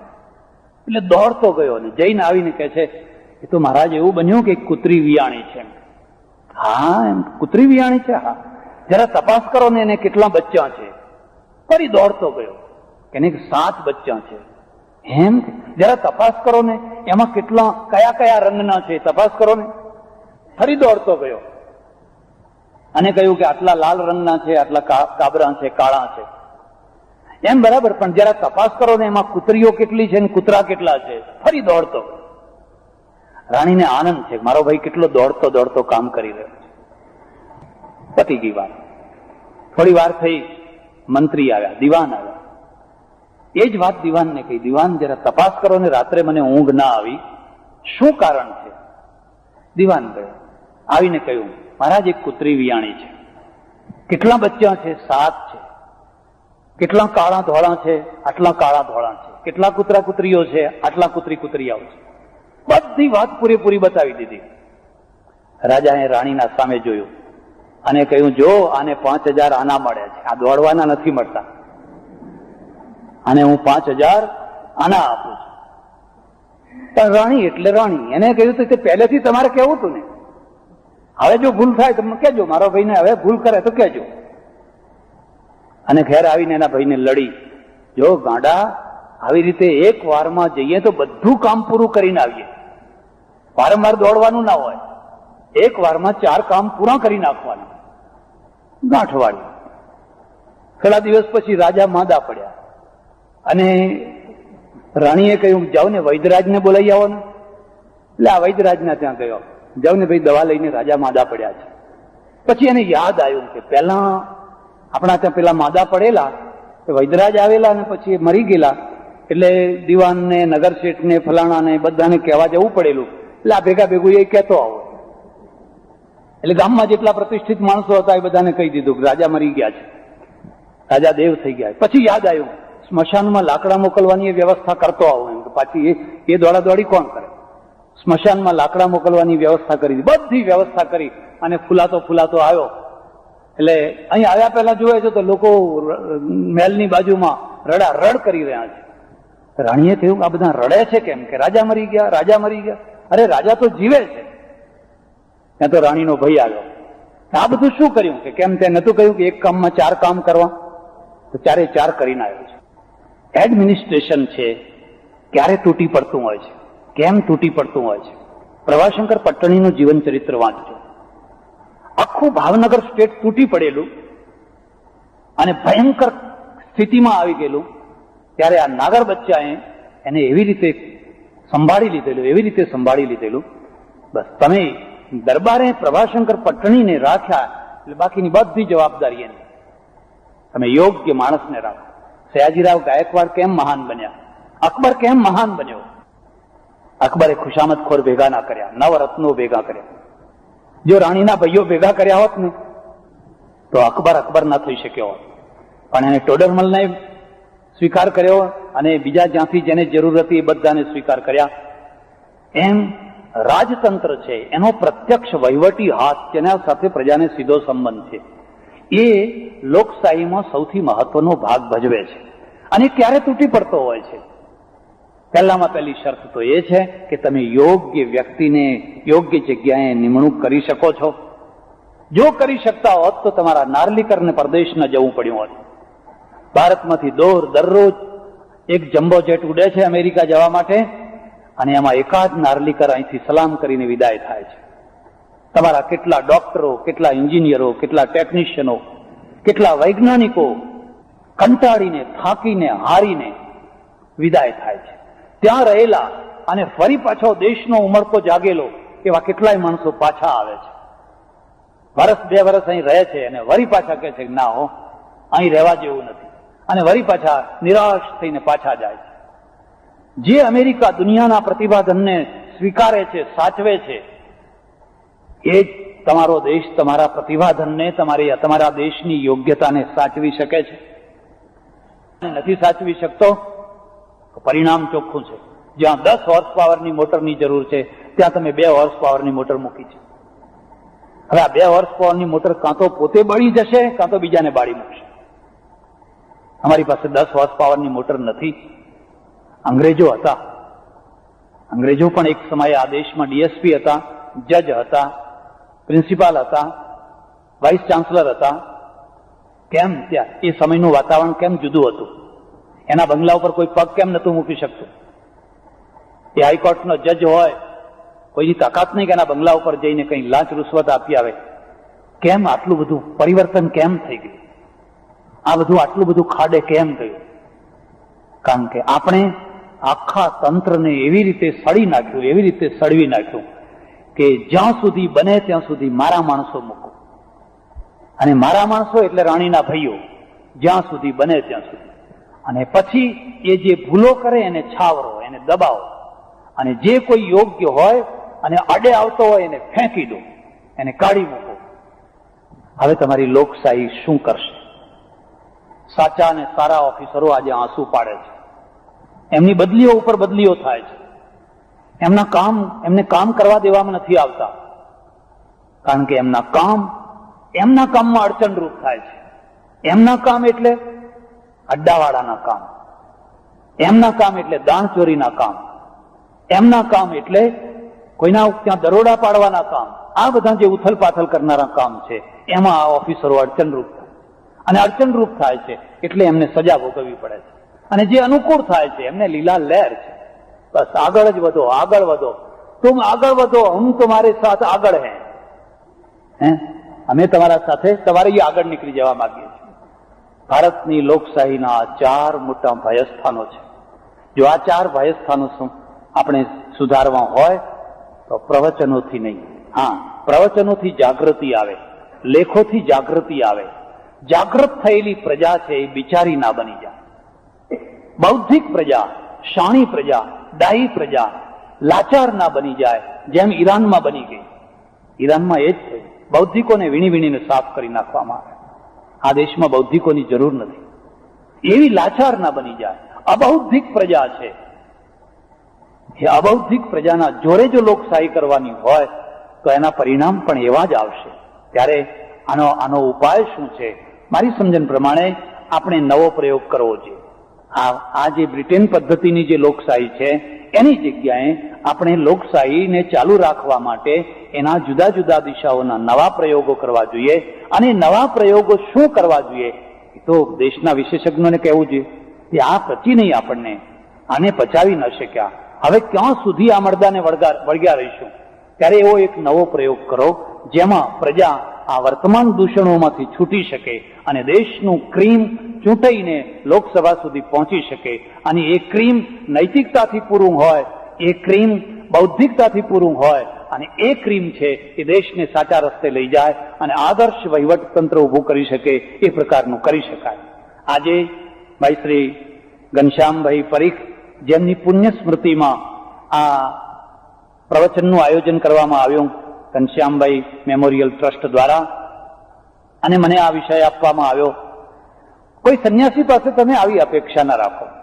તમે એવી અપેક્ષા રાખો કે આત્માની વાત કરે, કુંડલી જગાડવાની વાત કરે, સાક્ષાત્કારની વાત કરે, મોક્ષની વાત કરે તો બરાબર છે, મારે એ વાત કરવી જોઈએ, હું એનો વિરોધી પણ નથી. પણ હું સમજુ છું કે શરૂઆતમાં મેં જેમ કહ્યું એમ પ્રજાના સુખોનો પાયો રાજકીય સુખોમાં છે. જો એ રાજકીય સુખોની ઉપેક્ષા કરશે, જો એ રાજકીય સુખો પ્રત્યે તિરસ્કાર કરશે તો કુંડલીનું સુખ એકાદ માણસને મળશે, કદાચ સાક્ષાત્કારનું સુખ એકાદ માણસને મળશે. પણ આ દેશની જે કરોડો પ્રજા છે એ કરોડો પ્રજા તો કીડા મકોડાનું જીવન જીવતી થઈ જશે. એ ગૌરવપૂર્વકનું જીવન જીવી નહીં શકે. એ ભૂખી પ્રજા, એ લુખી પ્રજા, એ નિર્માલ્ય પ્રજા, એ નમાલી પ્રજા, એ માન સન્માન વિનાની પ્રજા થઈને જીવન જીવશે. મારી દ્રષ્ટિએ પેલી વસ્તુ કરતા આ વસ્તુ વધારે મહત્વની છે અને વધારે મહત્વની છે એટલે આ વિષય ઉપર બોલવાનું મને વધારે પસંદ પડ્યું. હું આશા રાખું કે આ દિશામાં આપણે સૌ વિચારશું અને ભારતની લોકશાહીની નવી ચેતના, એક નવો કાયાકલ્પ, એક નવી દિશા, એક નવું કલેવર આપવાની દિશામાં આપણે સૌ આપણા સૌથી જે કંઈ બની શકે એ પ્રયત્ન કરીશું. મારા ચિંતનમાં કંઈ ત્રુટિ હોય, મારા વિચારોમાં કંઈક ભૂલ હોય તો એને સુધારવાની. એ જરૂરી નથી કે એને 100% માની લેવામાં આવે, પણ એને સુધારીને પણ આપણે આ દેશની લોકશાહીને બચાવવાની છે. એના ભયસ્થાનોને દૂર કરીને શ્રી ઘનશ્યામભાઈ પરીખ મેમોરિયલ ટ્રસ્ટનો હું એ રીતે આભાર માનું છું કે દર વર્ષે આ રીતે અમદાવાદની પ્રજાને એક બૌદ્ધિક ભાથું પૂરું પાડનારું પ્રવચન એ ગોઠવે છે અને એ રીતે પ્રજાને બૌદ્ધિક ભાથું પ્રાપ્ત થાય છે. તો બીજી રીતે એક એવા મહાન આત્માની સ્મૃતિ આપણે ચાલુ રાખીએ છીએ જેને જીવતા આવડ્યું, જે ખેલદિલીથી જીવન જીવી શક્યા, નિડરતાથી, નિર્ભયતાથી જીવન જીવી શક્યા, એવું એક વ્યક્તિત્વ જેની સ્મૃતિ આજે પણ ઘણા માણસોને પ્રેરણારૂપ થઈ શકે. એટલે બંને રીતે હું એમને અભિનંદન ને આભાર વ્યક્ત કરું છું. આભાર, ધન્યવાદ, હરિઓમ, દત્ત. મંચ ઉપર બિરાજેલા વિશિષ્ટ મહાનુભાવો, સજ્જનો અને બહેનો, આજનો વિષય છે દિવ્યતા ક્યાંથી પ્રગટે. જરા શબ્દ ઉપર ધ્યાન આપજો. બે શબ્દો છે, એક ભવ્યતા અને બીજી દિવ્યતા. ભવ્યતા અને દિવ્યતા બંનેમાં અંતર છે. ભૌતિક સિદ્ધિથી જે પ્રાપ્ત થાય એ ભવ્યતા, આધ્યાત્મિક સાધનાથી જે સિદ્ધિ પ્રાપ્ત થાય એ દિવ્યતા. કેટલાક લોકો ભવ્ય હોય પણ દિવ્ય ન હોય, કેટલાક લોકો દિવ્ય હોય પણ ભવ્ય ન હોય. એક સાથે દિવ્યતા અને ભવ્યતાનો યોગ બહુ થોડી જગ્યાએ થતો હોય છે. મારી સમજણ પ્રમાણે સુદામા દિવ્ય છે, ભવ્ય નથી. શ્રી કૃષ્ણ છે એ દિવ્ય છે અને ભવ્ય પણ. સુદામા ઝોંપડામાં રહે છે, ગરીબ છે, સારા કપડાં નથી, સારું ખાવાનું નથી, લાચારી છે, પણ તે છતાંય દિવ્ય છે. કારણ કે ગરીબીને અયાચકતાનો કલેવર મળ્યું. એણે વ્રત લીધું છે, હું ગમે તેવા દુઃખો ભોગવીશ પણ કોઈની પાસે લાંબો હાથ નહીં કરું, કોઈની પાસે યાચના નહીં કરું. એક વાત ખાસ યાદ રાખજો, તમારા વિચારો છે એના ઉપર બહુ વિશ્વાસ ના મૂકશો. એ ક્યારે પલટી ખાય, ક્યારે બદલાઈ જાય, એમાં પણ ખાસ કરીને સ્વાર્થના પ્રસંગ વખતે ક્યારે પલટી ખાય એનો કદી ભરોસો ના કરશો. એટલે આપણા ત્યાં બે વસ્તુઓને રહેવાની જુદી જુદી જગ્યા બતાવી છે. જ્ઞાન મસ્તિષ્કમાં રહે છે પણ ભગવાન અને ધર્મ હૃદયમાં રહે છે. ગીતામાં પૂછ્યું, તમે ક્યાં રહો છો? ઈશ્વર સર્વભૂતાનાં હૃદય સર્જુન તિષ્ઠતિ, હૃદય દેશમાં રહે છે. ઈશ્વર મસ્તિષ્કમાં નથી રહેતો અને મસ્તિષ્કનો ઈશ્વર ચિરંજીવી નથી હોતો. કદાચ આવ્યો હોય તો એ લાંબો ટાઈમ ટકતો નથી હોતો. એમ ધર્મ માત્ર બુદ્ધિના જોરે જો ધર્મ આપણે શોધવા નીકળીએ અને માત્ર બુદ્ધિના જોરે નક્કી કરેલો ધર્મ હોય એને ઉથલા ખાતા વાર નહીં. એટલે આપણા ત્યાં બેયનો મેળ કરવામાં આવ્યો છે. ફિનિક્સ આશ્રમમાં કસ્તુરબા ભયંકર બીમારીમાં છે અને ગોરો ડોક્ટર કહે છે કે આને અત્યારે માંસનો શોરબો પીવડાવવો જોઈએ. ગાંધીજી કહે છે મને વાંધો નથી, જો પેશન્ટ પોતે પીવા તૈયાર હોય અને એ જો બચતી હોય તો મને એમાં જરાય વાંધો નથી. ડોક્ટરનો આગ્રહ છે કે એમાં પેશન્ટને કંઈ પૂછાય નહીં. એનું જીવન બચાવવું છે, એના પ્રાણ બચાવવા છે. એટલે દર્દીને પૂછવાની કોઈ જરૂર નથી. ગાંધીજીએ કહ્યું ના, એવું ના થઈ શકે. ગાંધીજીએ કસ્તુરબાને પૂછ્યું, ડોક્ટર કહે છે તારે જો જીવવું હોય તો તારે માંસનો શોરબો પીવો પડશે. જો તારી ઈચ્છા હોય તો હું પીવડાવવા તૈયાર છું. અને આ અભણ વૈષ્ણવની દીકરી એક જ જવાબ આપે છે કે કાલે મરતી હોઉં તો આજે મરું, અને આજ મરતી હોઉં તો અત્યારે મરું. હું બેભાન થઈ જાઉં તોય મારા મુખમાં એ વસ્તુ તમે મૂકશો નહીં. આ બુદ્ધિમાંથી આવેલી વાત નથી. બુદ્ધિ તો તરત જ એમ કે દવામાં કઈ વાંધો નહીં, આ ગોળીમાં શું નાખ્યું આપણને શું ખબર છે. અને શાસ્ત્રને પણ એ તરફ વાળી શકાય કે દવામાં તો લઈ શકાય. એટલે ધર્મ અને પરમેશ્વર આ બંને હૃદયમાં રહેલા છે, અને એટલે બંનેનો આધાર શ્રદ્ધા પણ હૃદયમાં રહેલી. પણ એનો અર્થ એવો નથી કે તમે મસ્તિષ્કના દુશ્મન થઈ જાઓ, તમે બુદ્ધિના દુશ્મન થઈ જાઓ, એવો એનો અર્થ પણ. અર્થ છે બેયનો મેળ મેળવવો, ત્રિવેણીનો સંગમ કરવો. ગંગા, યમુના અને સરસ્વતી, પેલી નદીઓ તો એનું સ્થૂળ રૂપ છે, પણ તમારા અંદરની જે ત્રિવેણી છે એનો મેળ કરવો અને એક પ્રયાગરાજનું નિર્માણ કરવું, આ જ મોટામાં મોટો વિવેક છે. એટલે સુદામા છે, આખી જિંદગી ગરીબાઈ ભોગવી, એણે કહ્યું હું યાચના નહીં કરું, અને યાચના નહીં કરું એ વ્રત હતું. અને એ વ્રત જે ટક્યું માત્ર બુદ્ધિના જોરે નહીં. જ્યારે પણ કોઈનું વ્રત ટકતું હોય છે ને એમાં બહુ મોટું જોર હૃદયનું હોય. કોઈ પણ પ્રકારનું વ્રત, પછી એકાદશીનું વ્રત કર્યું હોય, ઉપવાસનું વ્રત કર્યું હોય, કોઈ પણ વ્રત કર્યું હોય, તમે એકાદશી કરી હોય, અમારે વૈષ્ણવ પદ્ધતિ પ્રમાણે તમે એકાદશી કરી હોય અને એ જ દિવસે જો દૂધપાક ને ભજીયા ને બધાની વાસ આવતી હોય અને તમારો મિત્ર જરાક આગ્રહ કરે, 11 તો કાલ છે, આજ નથી, કાલે 11 છે, અને તમને તરત જ એ વાત માનવાની ઈચ્છા થઈ જશે, કાલવાળી 11 માનવા જેવી, કારણ કે આજની 11માં દૂધપાક. એટલે વ્રત છે ને એની પાછળનું કોઈ મોટું જોર હોય તો સમજણની સાથે સાથે શ્રદ્ધાનું પણ જોર. અને નવાઈ એ છે સુદામાના વ્રતમાં એની પત્ની સંમત નથી. એટલે હું બીજી વાત તમને, સુદામા વ્યક્તિ હોય, સુદામાનો સમાજ ના હોય. આખા સમાજને સુદામા ના બનાવી શકાય. હું તમને આગ્રહ કરું કે સુદામા થાઓ, સુદામા થાઓ, તો તમે જ મને કહેશો મહારાજ પહેલા તમે તો થાઓ. જ્યારે બહુ આગ્રહ કર્યો અને કહ્યું કે કૃષ્ણ જેવો તમારો મિત્ર છે, સોનાની દ્વારકા છે, તમે એકવાર જાઓ તો ખરા, માલા માલ કરી નાખશે. મારી એક તમને બીજી સલાહ છે, ગરીબાઈના દિવસો આવ્યા હોય, પડતીના દિવસો આવ્યા હોય ને કોઈ શ્રીમંત મિત્ર હોય, કદી એના ઘેર ન જશો. તમે એને મળવા માત્ર ગયા હશો તો એને એમ લાગશે કંઈક માગવા આવ્યો. ગરીબાઈ એક કલંક છે, ગરીબાઈ એક અભિશાપ છે. તમે કંઈક આપવા ગયા હશો તોય લોકો એમ સમજશે કંઈક માગવા આવ્યો. સુદામાએ કહ્યું નહીં જવું, બહુ આગ્રહ કર્યો ત્યારે કહ્યું હું જઈશ ખરો, પણ એક શરતે જઈશ, આપવા જઈશ, લેવા નહીં જવું. અને પેલી ગોરાણીએ કહ્યું તમારા પાસે આપવા જેવું છે શું તો તમે આપવા જશો? છોકરા તો ભૂખ્યા છે ને તમે શું આપવાના? તું ગમે તે મને કંઈક લાવી આપ, પણ હું આપવા જઈશ, માગવા નહીં.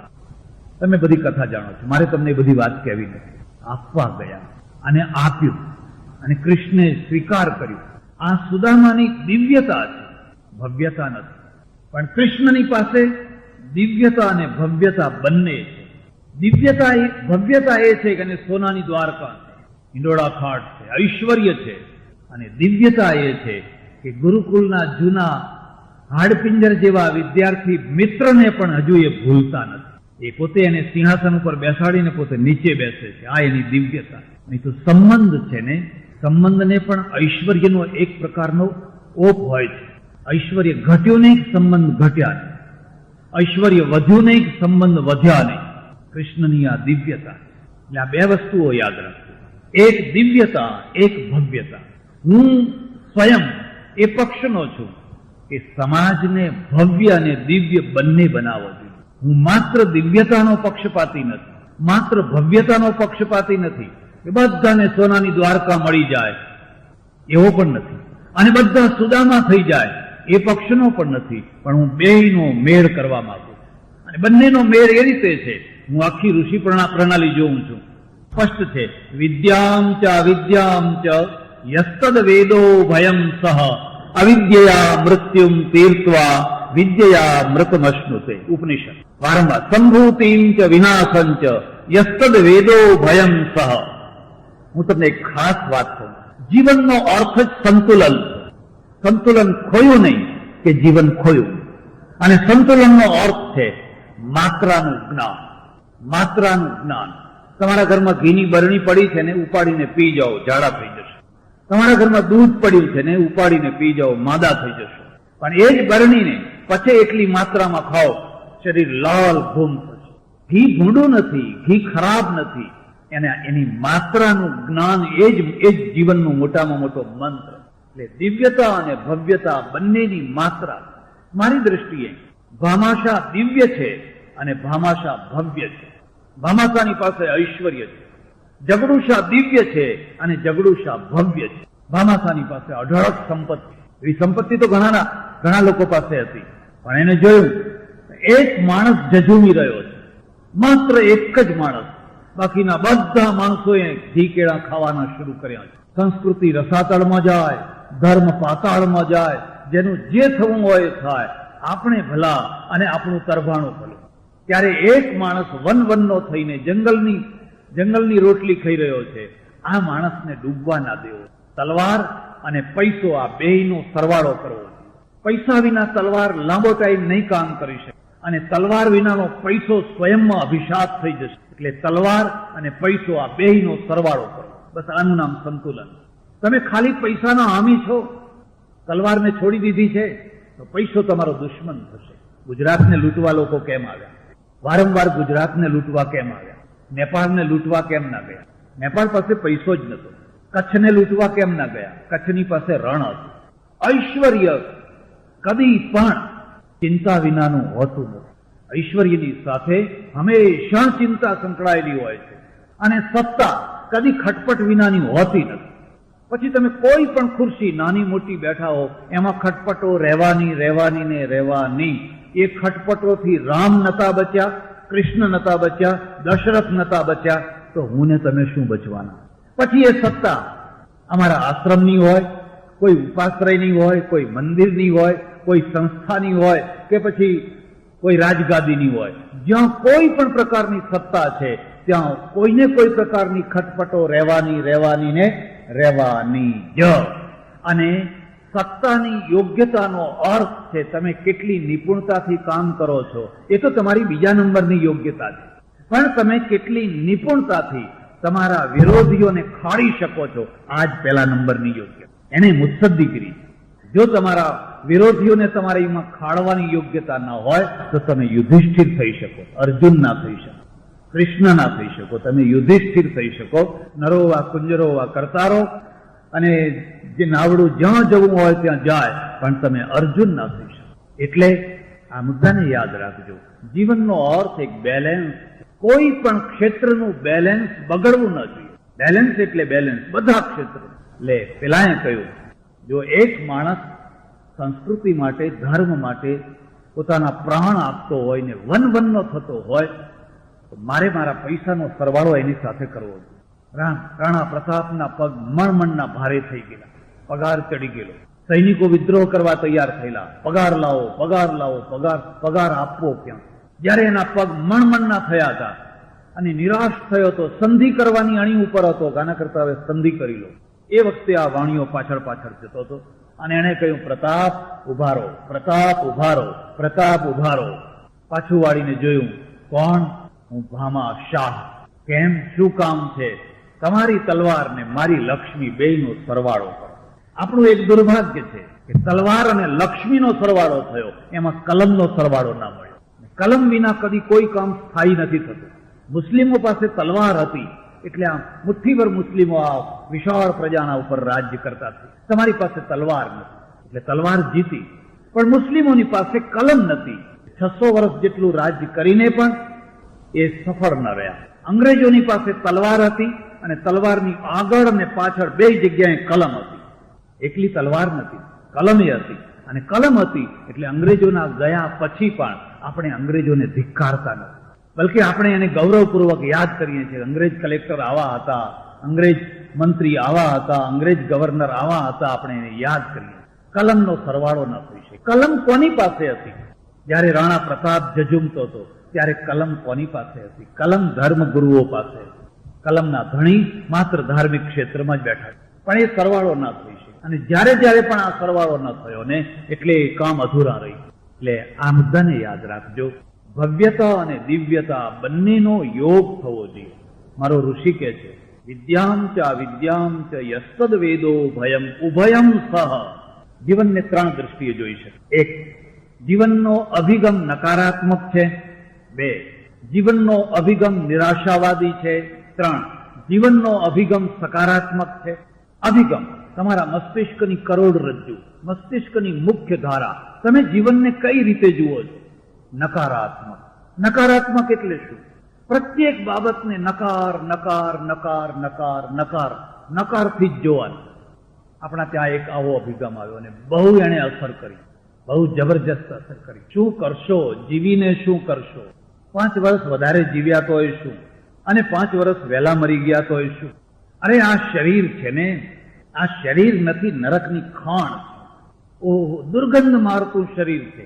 એમાં લોહી છે, મળ છે, મૂત્ર છે, પાક છે, પરુ છે, પિયા છે, કફ છે. આમાં છે શું? એક માણસે મને કહ્યું, મને કે મહારાજ દૂધપાક ખાય છે, દૂધપાક 4 કલાકમાં તો દુર્ગંધ મારતી વિષ્ટા થઈ જાય. તમે કોઈ ખાવાનું બંધ કરો. અરે એ જ બરાબર છે. એનું જે રૂપાંતર થાય છે ને એ જ બરાબર છે.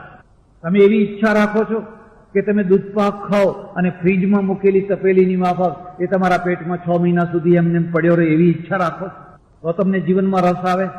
એનું રૂપાંતર થાય છે, એ જ ઉત્તમમાં ઉત્તમ છે. એથી વધારે કોઈ ઉત્તમતા નથી. જેના પેટમાં દૂધપાક પડ્યો રહે છે ને એને જઈને પૂછો, તું સુખી છે? સાહેબ, એક ગોળી આપો ને પચી જાય એવી એક ગોળી આપો ને, તો તમે આખી પ્રક્રિયાને નેગ્લેક્ટ કરી દીધી. અરે મને કે શું વાત કરો છો? નાકમાંથી લીટ નીકળે છે. લીટ ના નીકળે તો ડીઝલ નીકળે? તમે આમ ખંખેરો ને એની સાથે 1 લીટર ડીઝલ નીકળે? અરે જેણે નાક બનાવ્યું છે એને એમાં ઓઇલિંગ મૂક્યું, એની ગ્રીસિંગ કરવાની પદ્ધતિ મૂકી છે. કોઈ ડોક્ટરને પૂછી જુઓ, સુકાઈ ગયેલા નાક વાળાને પૂછી જુઓ તારી શું દશા છે. મોઢું સદાય લીલું ને લીલું રહે છે. જેણે મોઢું બનાવ્યું છે એની અંદર એવી ગ્રંથિઓ મૂકી છે કે તમારું મોઢું હંમેશા લીલું ને લીલું રહ્યા કરે. એટલે તો તમે આખું જીવન જીવી શકો છો. તમે માત્ર નકારાત્મક દ્રષ્ટિએ શરીરને જોયા કરશો. આ વાળ કેવા ખરાબ છે, આ ફલાણું કેવું ખરાબ છે, આ ફલાણું કેવું ખરાબ છે, તો તમે નકારાત્મક દ્રષ્ટિ કરશો. અને નકારાત્મક દ્રષ્ટિ કરશો તો જીવન તમારા માટે એક ઘૃણાનું રૂપ થઈ જશે. જીવન એક સકારાત્મક વૃત્તિ નહીં થાય, પણ નકારાત્મક દ્રષ્ટિનું જીવન થઈ જશે. તમે જીવનને કઈ રીતે જુઓ?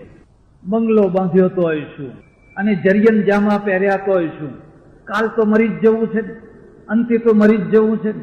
અને આ સિકંદર મરી ગયો તો શું 2 કોડિયા હાથમાં ના આવે? સિકંદર શું લઈને ગયો? આ નકારાત્મક દ્રષ્ટિકોણ. કોણ કહે છે સિકંદર લઈને ન ગયો? અને આ કેવી વાત છે કે આપણે સતત લોકોને એમ સમજાવ્યા રાખીએ કંઈ ભેગું આવવાનું નથી, કશું ભેગું આવવાનું નથી, કશું ભેગું આવવાનું નથી. ભેગું નથી આવતું એ જ મંગળ છે.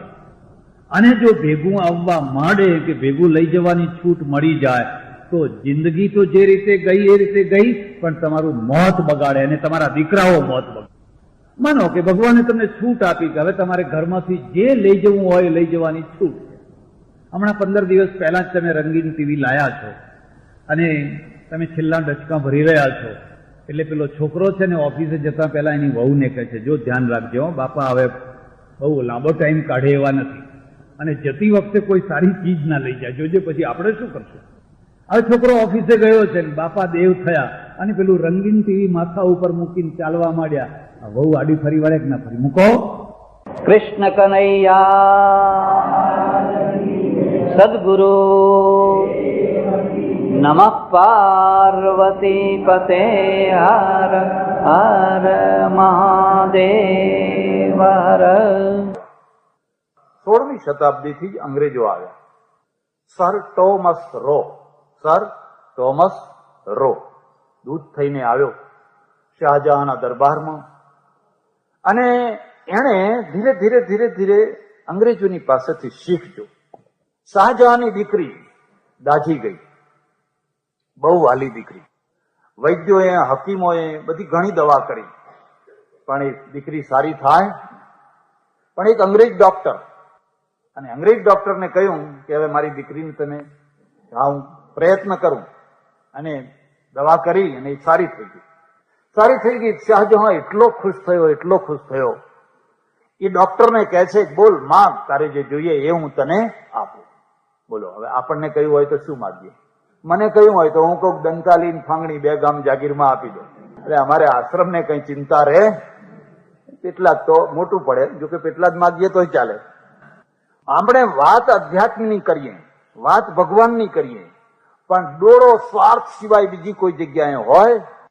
વાત અધ્યાત્મની, પણ કોણે કેટલું આપ્યું, કોણ આપે છે, કોણ નથી આપતા, કોણ શું કરે છે. અમે અહીંથી રુદ્રાક્ષના મણકા મફતમાં આપીએ છીએ. મફતમાં એટલા માટે મફતમાં આપીએ છીએ, ઘણી વાર લોકો આવે ને એટલે બતાવે, બાપજી જુઓ ને આ મણકો સાચો છે ખોટો છે? જો હું કહું સાચો છે, પંચમુખી છે, સાચો છે. હા તો બરાબર. હું ક્યાંથી લીધો? ફલાણા મહારાજ પાસેથી. શું આપ્યું? 30 રૂપિયા. અરે હું મફત આપું છું ભાઈ, એની કિંમત 8 પૈસા છે. એની કિંમત બજારમાં 8 પૈસા છે, અને લોકો છેતરાય નહીં એટલા માટે હું એને મફત આપું. હમણાં બોરસદમાં એક મહારાજ આવ્યા, 2 કોથળા ભરીને મણકા આપ્યા 11 રૂપિયામાં. અને આ બૈરા જે ઊંઘ તારે બા એમ કે ત્યારે બા, એવી બધી વાતો કરીને 11 રૂપિયા આપ્યા મણકો, 11 રૂપિયા મણકો. હવે મૂળ કિંમત 8 પૈસા. સાચો માણસ હોય એને કોઈ પાણીનો ભાવ ના પૂછે. 2 બોરા ભરીને મણકા વેચ્યા 15 થી 20 હજાર રૂપિયા. તમે કલ્પના કરી શકો છો? શું કરશો? ક્યાં જઈને ઉભા રહેશો? વાત કરવી છે અધ્યાત્મની, પણ ડોળો ક્યાં છે? હવે પેલા અંગ્રેજ ડોક્ટરને જુઓ. બાદશાહ ખુશ થયો, દીકરીને સારું થયું ને. એને કહ્યું, બોલ તારે શી ઈચ્છા છે? હું તને કે આપું. એને કહ્યું, મારી એક જ ઈચ્છા છે, અમારી કંપની ઉપર જે તમે જકાત લગાવી છે ને, અમારા માલ ઉપર, ઇંગ્લેન્ડના માલ ઉપર, એ જકાત કાઢી નાખો. એને એની જાત માટે માગ્યું. એને કોનું માગ્યું? એની પ્રજા માટે, એના દેશ માટે. એનો માલ સસ્તો પડે તો વધારે વેચાય તો એના કારીગરોને કામ મળે. હવે એને આધ્યાત્મિક પુરુષ કહેવો કે શું કહેવું? એની કેટલી ઊંચી ભાવના. એને પોતાની જાત માટે નહીં, મને સોના મોહરો આપો, મને મુગાટ આપો, મને હાર આપો, એવું નહીં. પણ અમારા ઇંગ્લેન્ડના માલ ઉપર જે તમે જકાત નાખી છે ને, એ જકાત માફ કરી દો. શાહજહાએ માફ કરી દીધી. માફ કરવાથી કોને લાભ થયો? પૂરી પ્રજાને લાભ થયો, એના દેશને લાભ થયો ને. તો એનામાં કેટલી ઊંચી રાષ્ટ્રીયતા હશે, કેટલી ઊંચી રાષ્ટ્રીય ભાવના હશે. આપણે એવા દાખલાઓ જલ્દી આપણા ત્યાં મળતા. આપણે તો એવું માગીએ કે મહારાજ મને આપવું હોય તો આપજો, ના આપવું હોય તો કઈ નહીં, પણ પેલા ગામમાં મારો દુશ્મન છે ને એનું માથું કાપી નાખો ને બસ. એટલે મારી છાતી ઠંડી, મારી આંખો ઠંડી. પ્રજા કેમ ઊંચી ના? એટલે અહીંયા ઈસ્ટ ઇન્ડિયા કંપનીના પગ જામ્યા, અને એની ભારતીય સમાજ ઉપર બહુ મોટી અસર થઈ. ફ્રાન્સનો ઇતિહાસ જોજો. ફ્રાન્સની વિલાસી પ્રજા યુદ્ધમાં ટકી ન શકી, જર્મનોના, અંગ્રેજોના આગળ ટકી ન શકી, અને લશ્કર છે એ ભાગમ ભાગ કરવા લાગ્યો. જયારે ભાગતું લશ્કર છે ને, કાયરોનું લશ્કર દોડતું પાછું ફરી રહ્યું છે. 17 વર્ષની એક ખેડૂતની છોકરી, જોન ઓફ આર્ક, 17 વર્ષની એક ખેડૂતની અભણ છોકરી એના ખેતરમાંથી આવી રહી છે. પેલા ધાડા ડરના માર્યા, બીકના માર્યા ધડાધડ દોડી રહ્યા. એને કહ્યું કે આ કેમ દોડી? પાછળ અંગ્રેજો આવે છે, અંગ્રેજોથી ડરીને આ લોકો દોડી રહ્યા. અને 17 વર્ષની છોકરીને કઈ જનૂન ચડ્યું. એને એક સોલ્જરને જોરથી માર્યો તમાચો, અને નીચે પછાડીને એનો ઘોડો હાથમાં લઈ લીધો, અને ઘોડા ઉપર પોતે ચડી ગઈ. અને ઘોડા ઉપર ચડી હાથમાં જે કઈ હથિયાર આવ્યું એ લઈ લશ્કરના આગળ ફરી વળી, દોડાવીને આગળ ફરી વળીને ઉભી રહી અને રોક્યું લશ્કરને. બાયલાઓ, કાયરો, ચૂડીઓ પહેરો. મરવા માટે સિપાહી થયા છો કે ઘરમાં પેસવા? અને ઘરમાં પેસી જશો તો કૂતરાના મોતે મરશો.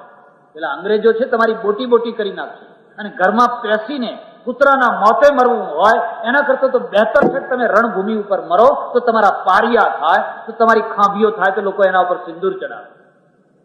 ભગવાનની ગીતામાં લખ્યું, સ્ત્રીનામ વાક્ય મારી વિભૂતિ. સ્ત્રી જયારે બોલે તો એની જે વાણી છે એમાં પરમેશ્વરની વિભૂતિ આપે. એ ધારે તો મર્દા હોય એ મર્દાને જીવતા કરે, અને એ ધારે તો જીવતાને મર્દા કરે. બે કરી શકે. અને આ મર્દાને એને જીવતા આખું લશ્કર પાછું કર્યું, આખું લશ્કર. પેલી જોન ઓફ આર્ક આગળ થઈ, 17 વર્ષની છોકરી, અને લશ્કર જે કાયર થઈને ભાગતું તો એ પાછળ દોડવા માંડ્યું. બહુ ઘમાસાણ યુદ્ધ થયું. અંગ્રેજોને થયું કે આ કેમ થયું, કેમનું થયું, આ કઈ જાદુ થયું, ચમત્કાર થયો કે શું થયું? પછી ખબર પડી કે એક છોકરી છે એ મોરચે મોરચે એક એક ચોકીએ ફરે છે ઘોડો લઈ, અને બધાને પ્રાણની અંદર લોહી ગરમ કરી નાખે. દગો કરીને છોકરીને પકડી, અંગ્રેજોએ પકડી એને ત્યાં લઈ ગયા, એને જીવતી બાળી, પણ એ બળતા મારું ફ્રાન્સ, મારો દેશ, મારો સ્વદેશ એક જ શબ્દ બોલતી રહી. આજે જઈને જોજો, પેરિસમાં એનું સોનાનું પૂતળું મૂકેલું છે. એ જોન ઓફ આર્કનું સોનાનું પૂતળું મૂકેલું છે. એક પેરિસનો માણસ જઈને એના આગળ ટોપી ઉતારીને ઉભો રહે છે કે આ વીરાંગના રણચંડીએ એક ટાઈમે અમારા કાયર દેશને બળવાન બનાવ્યો હતો, વીર બનાવ્યો હતો. આજે એની સ્મૃતિ છે. તમને ખબર હશે, હમણાં ઇઝરાયલના થોડાક માણસોને કાશ્મીરમાં પકડવામાં આવ્યા, નહીં? પેલી જે બોટ છે ને દલ સરોવરમાં, એમાં ઉતરેલા, રાત્રે જઈને ઘેરી લીધા અને એમને પકડી લીધા. 5-6 હતા. પેલા બંદૂક વાળા, આ તો બંદૂક વિનાના, અને હાથ બાથ બાંધી દીધા. હવે બીજી જગ્યાએ લઈ જવાના. હવે બીજા સામાન્ય માણસો હોય તો એ તો રોડવા જ કૂટવા જ લાગે ને, એકદમ થથરી જાય ને હવે શું થશે, જાત જાતની બાધાઓ માનવા લાગે ને, હે બાપા ને, હે કાકા ને, હે ફલાણા, જેટલા યાદ આવે એટલા. આ 5-6 જે હતા ઇઝરાયેલીઓ, એમાંના એક માણસે હિંમત કરીને, જોર કરીને હાથ છોડી નાખીને, હવે એ જાણતો તો કૂતરાના મોતે તો મરવાનું જ છે, આ લોકો પકડીને લઈ જશે તો અમને ગોંધી રાખશે અને પછી કૂતરાના મોતે મારશે, એના કરતા મર્દના મોતે મરવું શું ખોટું છે. જમે એમ કરીને દોરડું છોડી કાઢ્યું અને જરાક પેલો ગફલતમાં રહ્યો ને માર્યો વાઘની માફક કૂદકોને. એટલે પેલાના હાથમાં જે બંદૂક હતી, મશીનગન હતું ને, મશીનગન પડાવી લીધું એટલે સામે કરી દીધું, ફટ, બસ એમાંથી ભાગી છૂટ્યા. એક સિવાયના બાકીના બધા ભાગી છૂટ્યા. એક જે ભાગ્યો એને પાછો પકડીને બીજાને આપી દીધો. પણ એના કારણે એમાંથી 5 જણા બચી ગયા, એક મરી ગયો. તો હવે આ 5માં કઈ શક્તિ છે? જીવની, જીજીવિષા છે. જો એને આ સાહસ ના કર્યું હોત તો 6 મરવાના હતા, ઊંડી હાલતમાં મરવાના હતા. એટલે આ કહે છે અમે જીજીવિષા વાળા બનીએ, મર્દાના બનીએ. એટલે જિજ્ઞાસુના ઉપર એક ત્રીજી પ્રજા છે. ગમે તેવી આપત્તિમાં, ગમે તેવી વિપત્તિમાં, ગમે તેવા ભૂંડામાં ભૂંડા સમયમાં પણ એની અંદર જીજીવિષુપણું રહે છે. એટલે જીજીવિષે છતમ સમાહ, અને 100 વર્ષ સુધી જીજીવિષુ પ્રજા બની અને